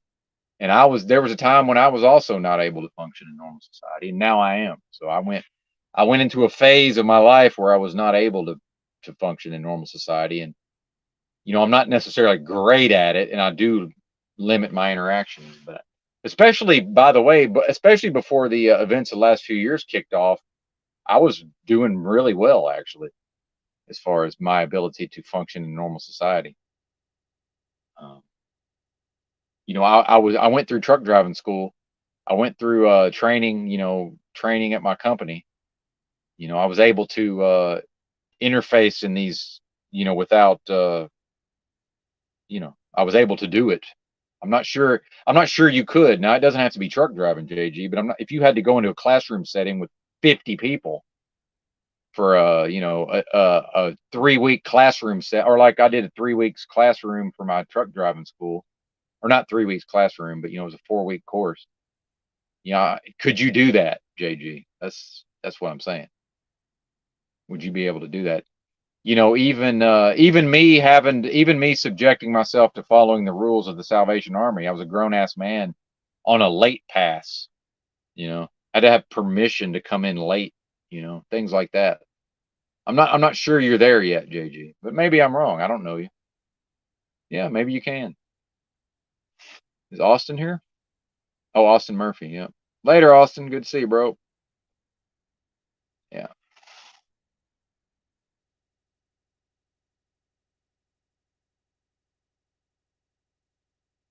Well, and I might be wrong. I'm guessing, but I'd bet money that I'm right.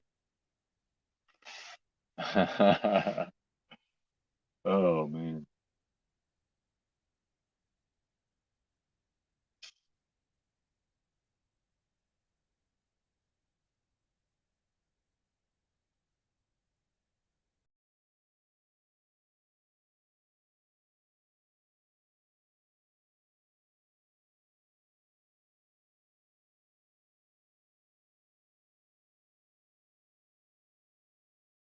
But yeah, I'm rooting for you, JG. And let's assume you keep living the way you're living. 20 years from now, you know, I'm 47, man. At a certain point, that shit gets old, man. That shit gets real old. And yeah, I understand you're tough as nails, but so am I, and it still got old.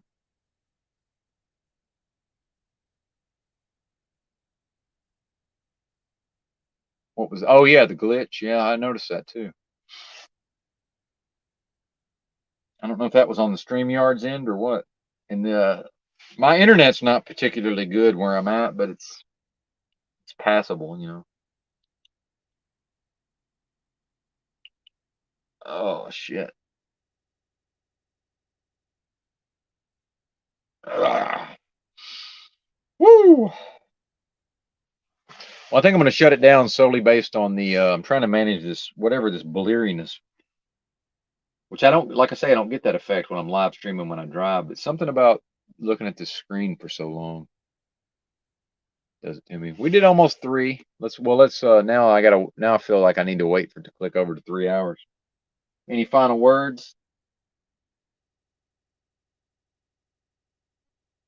Anybody got anything?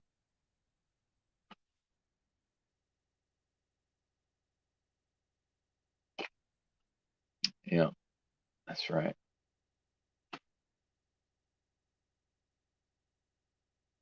All right. Yes, I will. I'm just I'm gonna have a pretty chill day, I think. So get loaded at some point this morning and roll out, and probably won't drive. I'll drive a little later in the day than normal, probably. Yeah, yeah. It's all good. All right. Coming up on 3 hours. Why that matters to me, I don't know, but it's at 2:59:45. Yes, right. Yeah, you don't want to, yeah, stay away from the threshold of misery.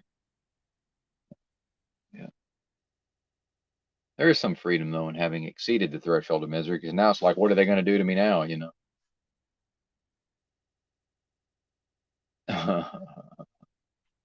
Bye.